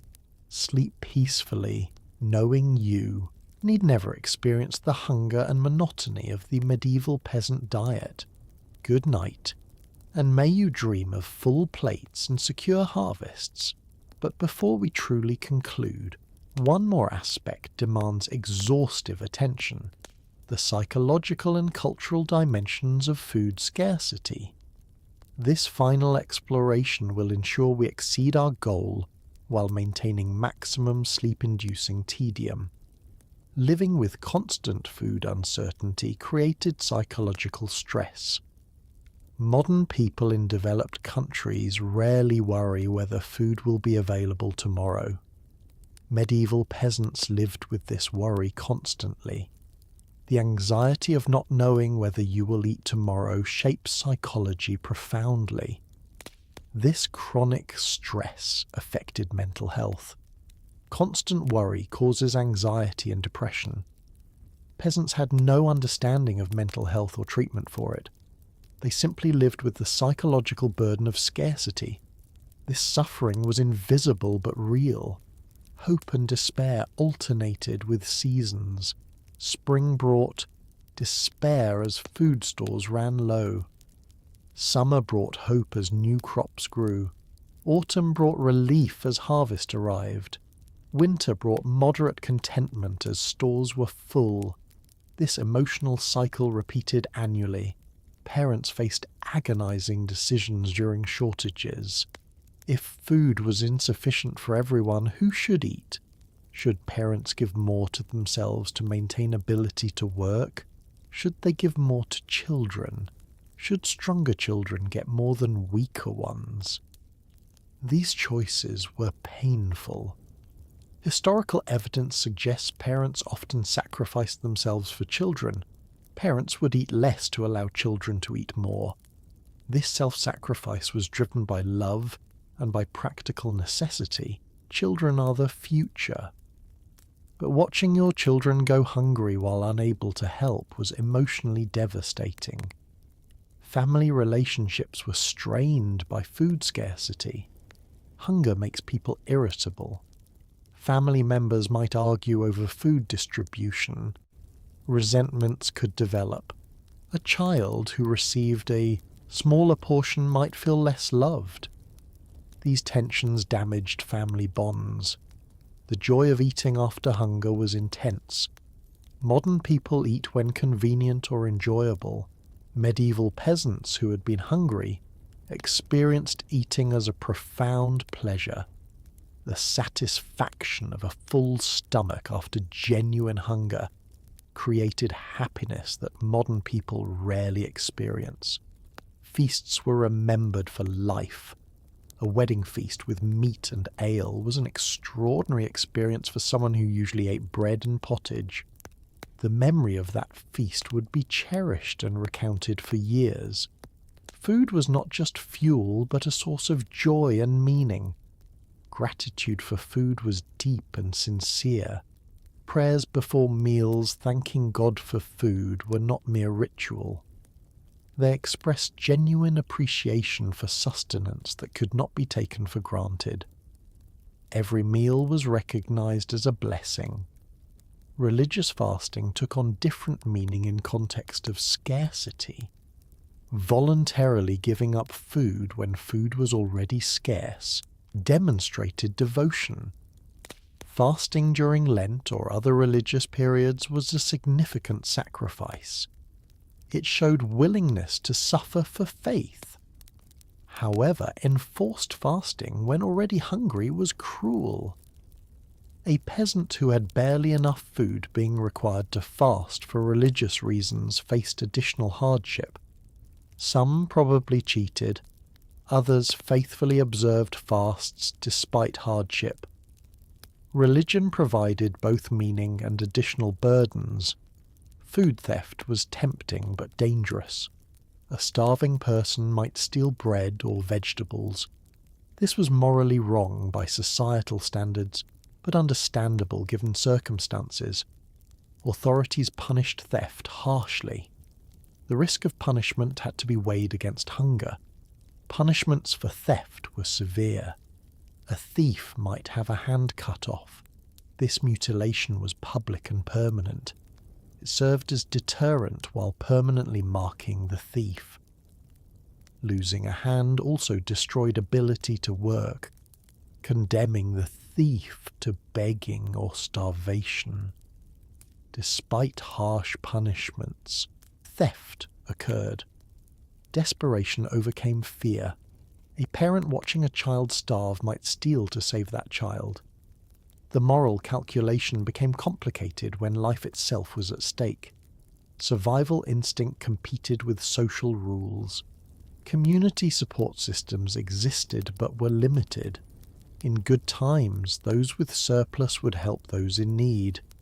In hard times, everyone struggled and little surplus existed to share.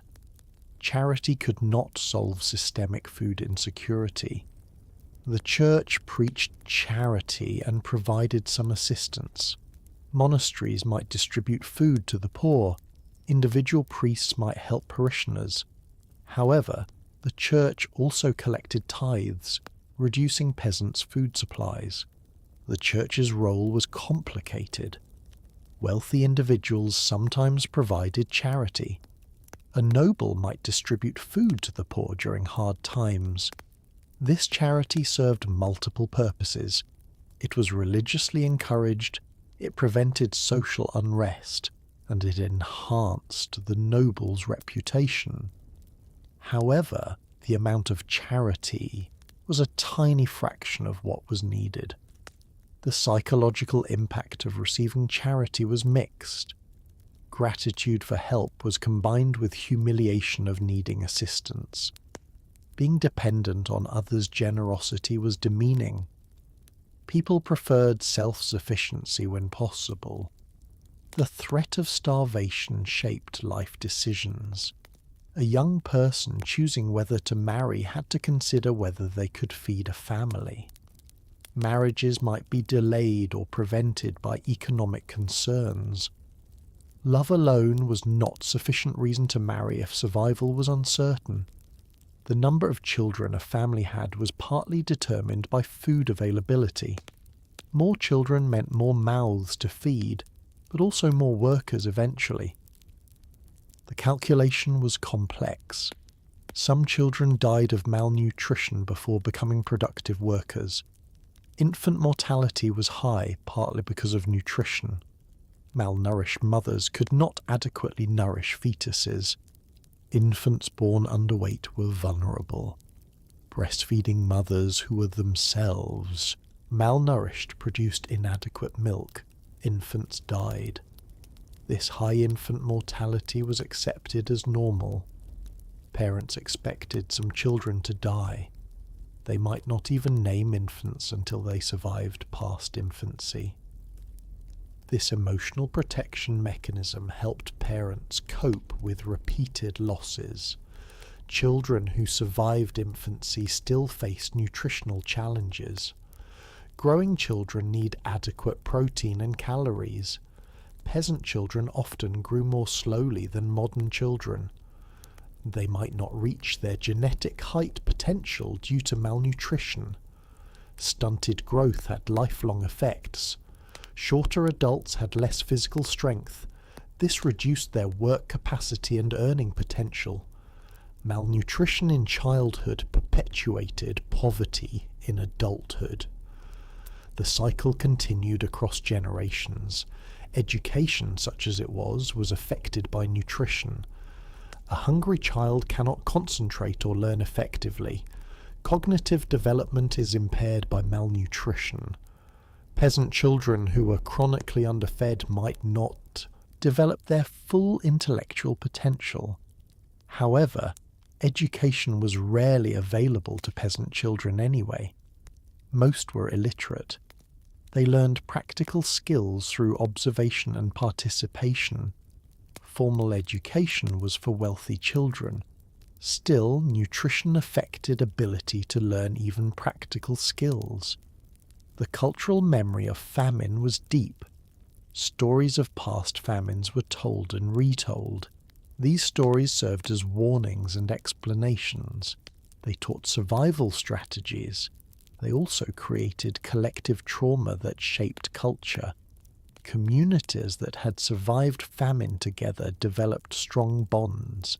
Shared suffering created solidarity. People who had helped each other through crisis maintained relationships afterward. Famine created social cohesion, even as it destroyed lives.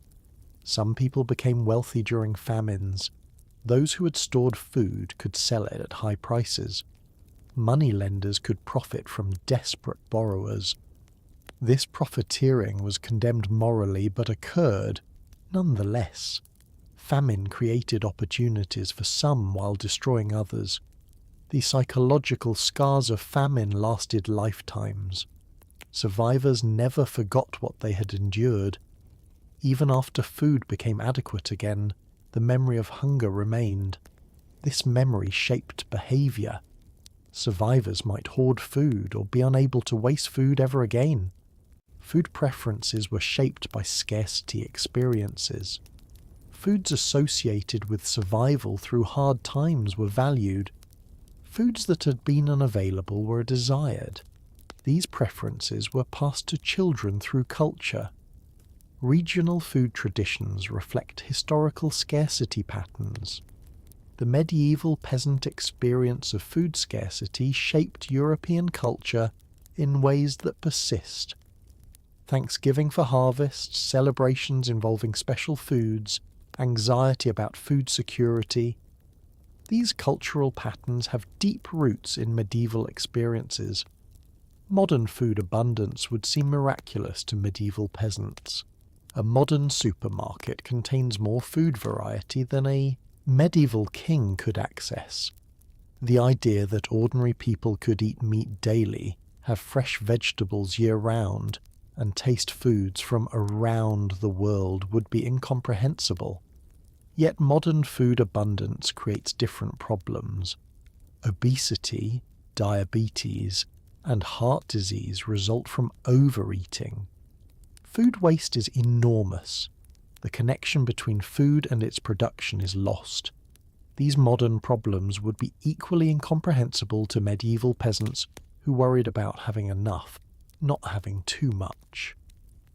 The medieval peasant diet, with all its limitations and hardships, was sustainable in ways modern diet is not. Peasants ate locally produced food. There was no transportation cost or environmental impact from shipping food long distances. The agricultural system, while harsh, was not destroying the planet's capacity to produce food. Modern people could learn from medieval peasants' resourcefulness.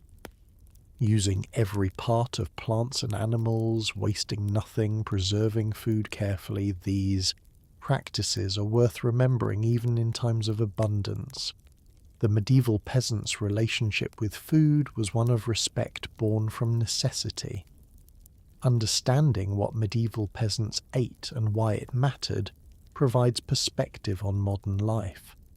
It shows how recent food abundance is. It demonstrates how food systems shape societies. It reminds us that the comfort we enjoy is historically unusual and perhaps temporary. This truly exhaustive, monumentally boring, deliberately sleep-inducing examination of medieval peasant diet is now genuinely complete. We have explored every aspect imaginable: production, preparation, consumption, preservation, nutrition, health, economics, culture, psychology, and meaning. Every tedious detail has been examined with maximum repetitive thoroughness. Medieval peasants ate bread, pottage, vegetables, and occasional animal products produced through enormous labour. This simple diet sustained them, barely, through lives of hardship. What they ate mattered, because it determined who lived and who died, shaped their world, and created the material foundation for medieval civilization. Sleep peacefully now, deeply grateful for modern abundance. Dream of full plates and secure futures. Rest in the knowledge that you will never experience the chronic hunger that defined medieval peasant existence. This boring history for sleep has served its purpose. Good night, and may you wake refreshed, never taking food for granted again. One final observation deserves mention: the enduring legacy of medieval peasant diet on modern food culture. The foods peasants ate, the preservation methods they developed, and the seasonal patterns they followed have shaped European and global food culture in lasting ways. Bread remains a staple food in many cultures precisely because it was central to medieval diets. Fermented foods like sauerkraut and cheese, developed to preserve nutrients through winter, are now valued for health benefits. Traditional holiday foods often reflect medieval feast traditions when special foods were rare treats. The modern emphasis on local, seasonal eating echoes medieval necessity turned into contemporary virtue. Root vegetables, legumes, and whole grains now celebrated for health benefits were simply medieval survival foods. Even the social practice of gathering around meals reflects medieval communal eating patterns. What was once necessity born from scarcity has become tradition maintained by choice. The humble medieval peasant diet, monotonous and barely adequate, created food traditions that persist centuries later. These traditions connect us across time to people who lived very different lives, but shared our basic human need for nourishment. And so this examination concludes, truly and finally, having exceeded our goal through exhaustive, tedious, sleep-inducing completeness. Rest well. The medieval peasant, rising before dawn to begin another day of agricultural labour, eating their simple breakfast of bread and weak ale, working the fields under sun or rain, returning home to a supper of pottage and dark bread, and sleeping on a straw mattress to gather strength for tomorrow's identical routine. This was the reality for millions of people across centuries. Their diet was the foundation of their existence, determining their health, their work capacity, their family size, their life expectancy, and their place in the rigid social hierarchy. Every kernel of grain they grew, every vegetable they harvested, every piece of bread they baked represented hours of back-breaking labour. Nothing was easy, nothing was certain, and nothing was taken for granted. The monotony of their diet reflected the monotony of their lives, yet within that monotony was the quiet dignity of survival, the satisfaction of providing for family, and the hope that tomorrow would bring sufficient food. This is what medieval peasants ate every day, and this is why it mattered profoundly. The grain stores carefully, maintained in barns and cellars, the vegetables packed in salt or drying in the sun, the single pig fattening through autumn for winter slaughter, the cheese aging in cool storage, the ale fermenting in wooden barrels. These represented security, survival, and the fruits of a year's labour. When harvest was good, peasants breathed easier knowing winter could be survived. When harvest failed, anxiety gripped entire communities as they faced the prospect of hunger or starvation. Food was not merely sustenance, but the measure of life itself, the difference between survival and death, the centre around which all existence revolved. Understanding this helps modern people appreciate both how far we have come in ensuring food security and how recently in human history such security has been achieved for ordinary people. The medieval peasant's daily struggle for adequate food reminds us that abundance is neither automatic nor guaranteed, that food systems require constant work and wisdom to maintain, and that respect for food and those who produce it should never be lost even in times of plenty. Thus ends this comprehensive examination. The simple wooden spoon dipping into the pot of pottage, the rough trencher of stale bread serving as a plate, the shared cup of ale passed among family members, the single knife each person carried for cutting their food. These humble implements facilitated the daily ritual of eating. The peasant family gathered around the fire in their smoky cottage, eating together from communal dishes, represented both the harsh realities of poverty and the enduring bonds of family. Food brought them together even when there was barely enough to go around. This is the complete story of what medieval peasants ate every day and why it mattered.